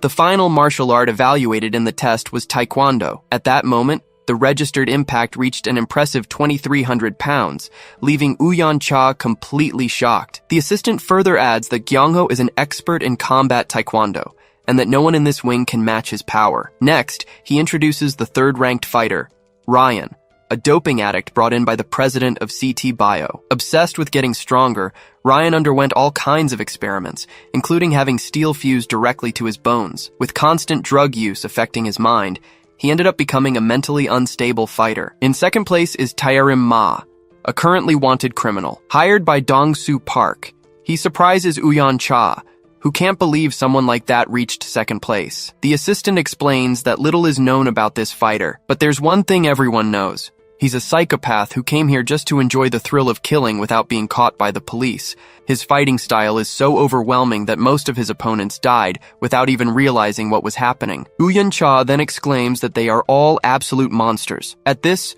the assistant states that the real abomination will be the #1 ranked fighter, the former champion. Hearing this, Uyan Cha starts to ask about who holds the top spot. Before he gets an answer, however, the doors are broken down by a huge man. Surprised, Uyan asks who he is. The newcomer apologizes, explaining he can't control his own strength. This is Kam, a Gurkha mercenary and the #1 ranked fighter. In shock, Uyan Cha yells for a guide. Immediately, drones approach Kam on high alert. Just then, another man enters, calling him a fool, and Uyan immediately recognizes him as his brother. Executive Director Ikyan Cha asks if he really thought he could beat him here. In response, Uyan Cha reminds him of the bet and tells him to start packing his things. However, Ikyan calls him an idiot for putting a student in a bet that involves his position at the company. Uyan reacts immediately to the taunt. His brother then warns him about breaking a certified bet and says he better not ask for help later. Before leaving, he wishes Uyan fun with the kid he brought and leaves with Kam. Alone,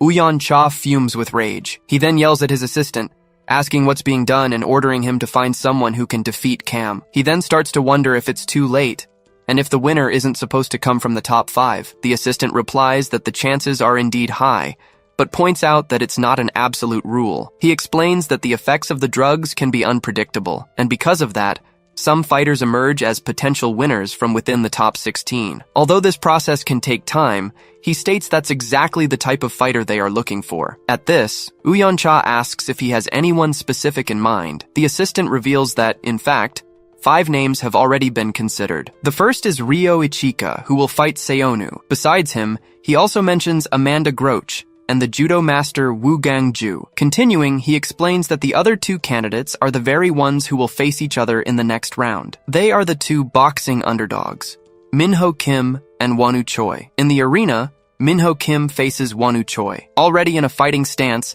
he asks his opponent if he knows someone named Minseong Kim. Maintaining his fighting stance, Wonu Choi replies, asking how he couldn't know him. This response triggers an intense reaction from Minho Kim. Minho Kim claims he knows his brother and gave up everything to find him. Minho lands a punch straight to Wonu Choi's face. He demands to know who he is. Another blow lands squarely, sending his opponent flying back.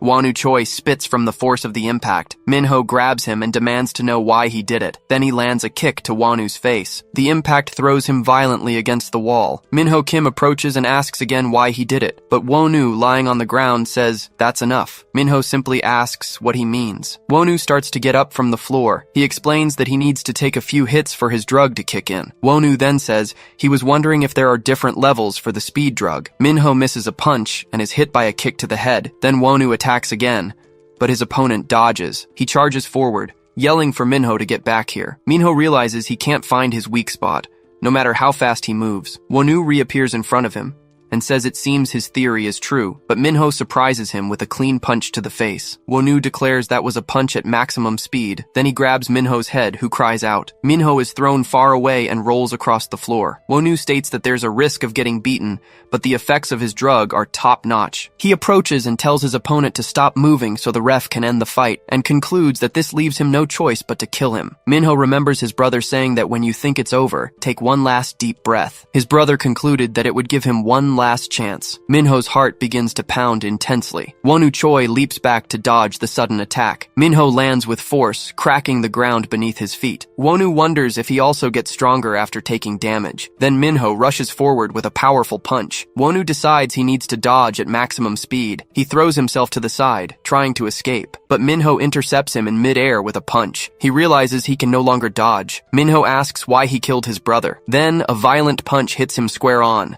The impact sinks Wonu into the ground, which shatters completely. The director of the combat wing reveals that it's the second transformation. Lying in the crater, Wonu Choi coughs. Minho Kim approaches and asks for the last time why he killed his brother. Then Wonu confirms that it's true and that Min Seong was murdered. Minho Kim questions how Wonu knows his brother if he isn't the killer. Wonu replies that any boxer would know the champion with the world record for title defenses, so Minho demands to know who would do such a thing. Wonu starts to explain that there's an addict who only goes after boxing champions, but he passes out before he can finish the sentence. Minho yells for him to say who it is before he blacks out, and the drone announces that Wonu Choi cannot continue. The match ends with Minho Kim's victory, as a notification shows the betting money has increased. Watching on a tablet, Uyan Cha comments that this kid Minho is incredible. The director's assistant notes he underwent a second transformation without drugs, and the director states that the results of his experiments are starting to show. He adds that, although they're not at the level of the first transcendent from 20 years ago,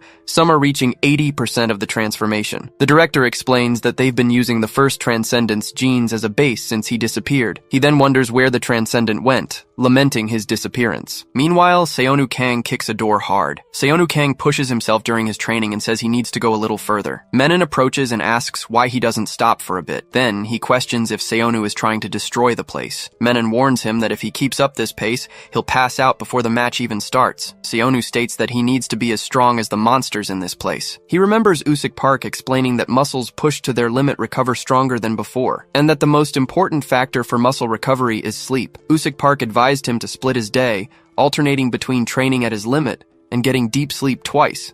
That way, he could get stronger twice as fast as others. But he also warned that this would require an incredible recovery ability, just like the one Seonu has. Back in the present, Seonu pants and says that twice isn't enough. Menon asks if he's going to sleep again. Seonu, however, starts to unstrap the weights from his ankles. Next, he drops another set of heavy weights on the floor. Menon yells that he told him to be prepared to die, not to actually kill himself. Seonu then enters a recovery pod. He thinks that this is the third time, and as he was told, he'll trust his recovery speed. Menon comments that he trains intensely 3 times a day and expects to recover with just 3 naps. He smiles and considers that if Seonu succeeds, things will definitely get interesting around here. A drone approaches and instructs Menon to enter the main arena. He replies that he hopes to get a good opponent this time. Woo Gong-ju, a judo fighter, lands hard in the arena. From a VIP box, Ikyeon Cha asks if Wu Gang isn't one of the top 5 candidates he was told about. Wooyeon Cha's assistant explains that he gained extraordinary grip strength from his enhancement drug. He continues, saying his grip can crush muscle and bone, making opponents lose the will to fight. But the real danger is his judo skill, which can shatter the bones of anyone he throws to the ground. Ikyon-cha asks about Wugong's opponent, Menon, and comments that, being ranked 45th, he's probably not worth much attention. Uyan-cha's assistant replies that he has no information on him, leaving Ikyon surprised. He explains that it seems Menon was recruited directly by the combat wing, and they have no information on his background or martial arts, and adds that the effect of Menon's drug has not yet been determined. In the arena, Menon licks his own arm as he's announced. Wugong-ju is introduced as the 15th ranked fighter and a judo practitioner. Then, the start of the fight between Wugong-ju and Menon is announced. Wugong states there's no need to drag out the fight, and that they should end it in one blow. Menon dodges his attack and simply replies, "Sure." He appears behind Wugong, saying his back is wide open, but Wugong suddenly grabs him and declares, "1 point." Wugong-ju slams Menon into the ground, which shatters on impact, but it's Wugong who ends up hanging from the arena wall. Ikyon-cha screams that he was smashed into the ground. Uyan-cha's assistant says he knew he was good, but didn't expect it to end so quickly. Then, the drone announces the match is over, with Wugong-ju unable to continue. Wugong's lifeless body falls to the floor. Menon is declared the winner of the match. Ikyon-cha asks what just happened and why Wugong is in that state. The assistant replies that he has no idea, and that this has never happened before. Lying on the floor, Menon says Seonu should be waking up soon, and that he'll check if he's well done or completely burnt. Meanwhile, the recovery capsule opens. Seonu wakes up and wonders if his training was a success. He then stands up, stating that success or not, he has no choice but to push on. Seonu wonders if his mother is truly safe, and if he can trust that woman. He decides he needs to talk to that bastard, the scout. A drone appears and informs him that he's been summoned by the scout. Uyan-cha's assistant instructs him to remove the blindfold and says it's good to see him again. Seonu grabs him by the collar and calls him a bastard. The man tells him to calm down, warning that he won't get anything if he dies there. But Seonu retorts that he has nothing to lose and that he'd better answer straight. He then asks if the man knows where his parents are. The assistant replies that, of course he knows, and reveals that he is taking care of them right at this very moment. Seonu yells at him not to lie, saying he heard the person in the recovery room talk about getting rid of his parents. The assistant admits the VIP asked him to do it, but he claimed Seonu's parents had disappeared and continued to look after them. The man pushes his hand away and states that he's already bet everything on Seonu, and the VVIP will have no choice but to trust his judgment. Seonu starts to say what the woman told him, but the assistant questions if he really thinks the voice in the recovery room belonged to one of his agents. He recounts that Seonu heard about his parents' death the moment he woke up, and right after, a woman named Sung-yeon visited him. The assistant then asks if he truly believes all of this was just a coincidence. He claims everything she says is a lie, and that's why even her own father kicked her out of the company to protect his 2 sons. Seonu calls him a fool and insists that woman knew his parents. The assistant asks what proof she showed him, and Seonu admits she had none, since nothing is allowed inside. The man then asks, "How about this?"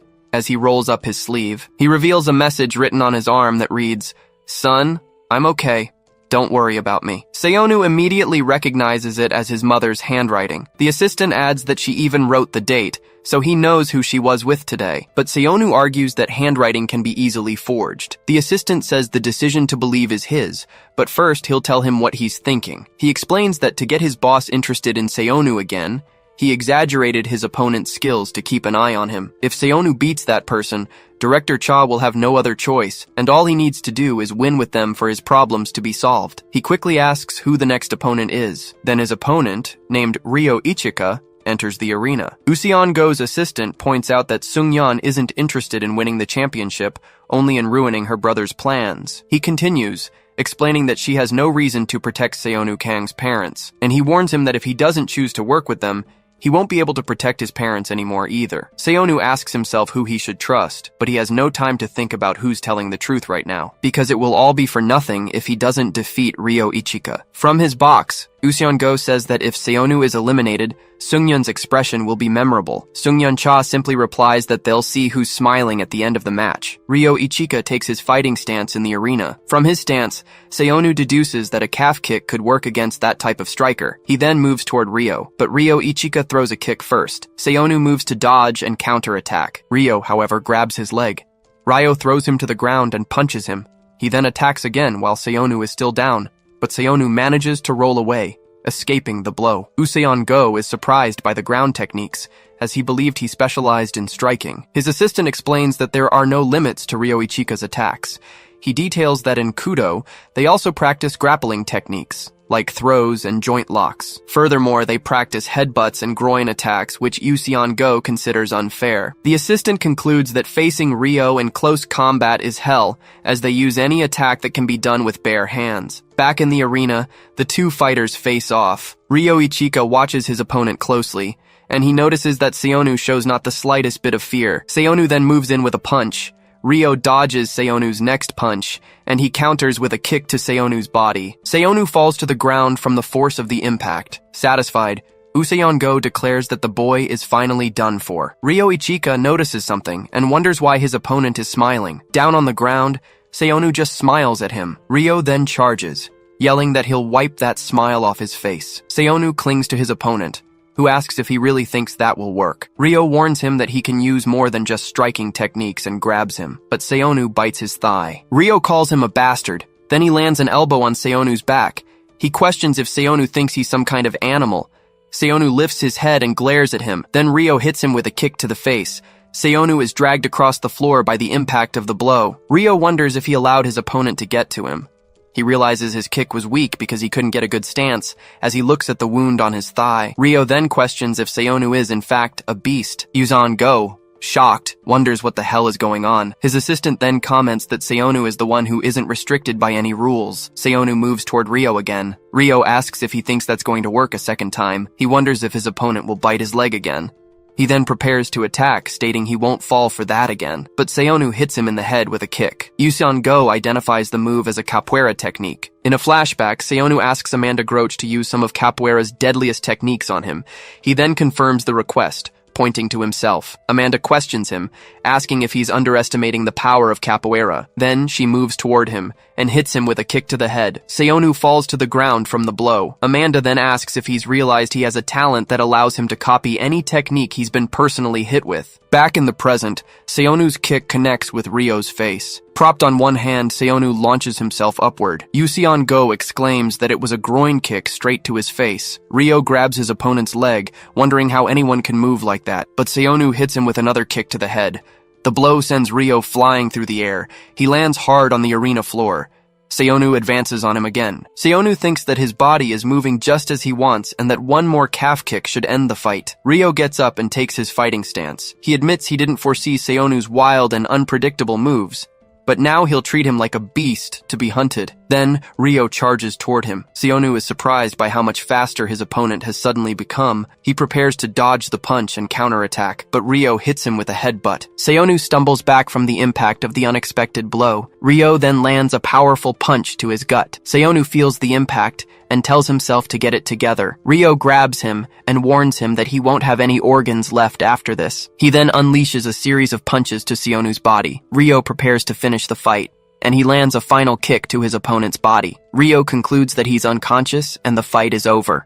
Go celebrates, yelling that it's over for Seonu and Seongyeon. But Seongyeon states that this isn't the end, if what she's heard is true. Seonu suddenly grabs Ryo's arm, who is surprised he's regained consciousness. Ryo says it won't make a difference and prepares to attack, but Seonu hits him with a headbutt. Ryo wonders if his opponent also practiced headbutts. Then Seonu moves toward him. Ryo thinks he now moves more like a monster than a beast, but he's confident he hit his organs. He believes this is a side effect of the drugs and that he just needs to block one attack to counter and win. Seonu lunges forward with a kick. Ryo manages to grab his leg. He then yells that he's got him, but Seonu rips a piece of his own pants, surprising Ryo. The fabric covers Ryo's face, who yells that he can't see. Seonu then attacks his opponent, while his vision is blocked. Ryo decides that if he can't dodge the attack, he'll just endure it. Seonu's kick lands squarely on his opponent's leg, but as he falls, Ryo manages to land a kick on Seonu's leg as well. Go yells that his leg is completely broken.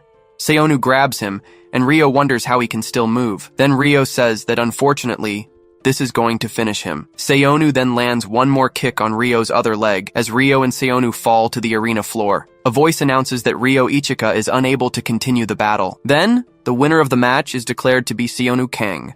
Go reacts with frustration to the result, but Seungyeon Cha comments that this is exactly why she likes him. Go then points out that Seonu is also unconscious, and questions if they aren't both unable to fight. Yusan-go's assistant replies that he doesn't believe that's the case. He explains that at the moment, Seonu is just sleeping. Sungyeon states that, however, now is not the time for him to be sleeping. She observes on a screen that, just as she imagined, people aren't really betting on him. Her assistant explains that no one would bet on an injured fighter, and that the top 16 will be decided by the money wagered. He shows that Seonu is in last place, and warns that if the top 16 are announced before Seonu wakes up, he might not get a chance to pick a VVIP, suggesting she look for another fighter. Sungyeon then asks how much money she currently has available, which surprises her assistant. She states that if the problem is people aren't betting on him, she'll solve it herself. Seung-yeon-cha declares that she just needs to push him to the top with her money. Her assistant worries that she might lose all her money, but she cuts him off, saying she's starting. A drone announces a briefing for the next round and summons the 31 players who won. Several drones then fly over the fighters gathered in the arena. Minho Kim looks at Seonu, who is still down on the floor. He wonders if he shouldn't wake him up before the briefing begins. On a large screen,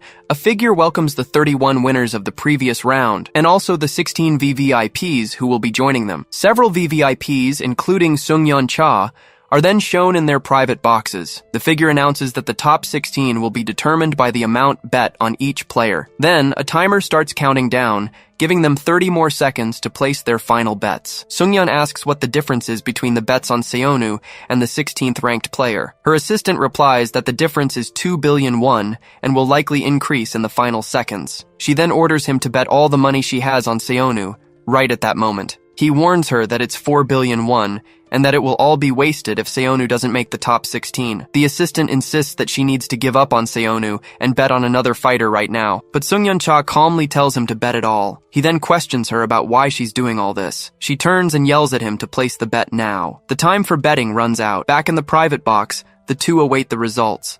The assistant reports that he transferred all the money as she requested. He reminds her she's already spent a lot to control her brothers, and asks why she's risking it all. Sungyeon simply asks what the current betting rank is. Her assistant explains that the rankings were hidden when the countdown began. She then concludes that they'll have to wait for the official announcement.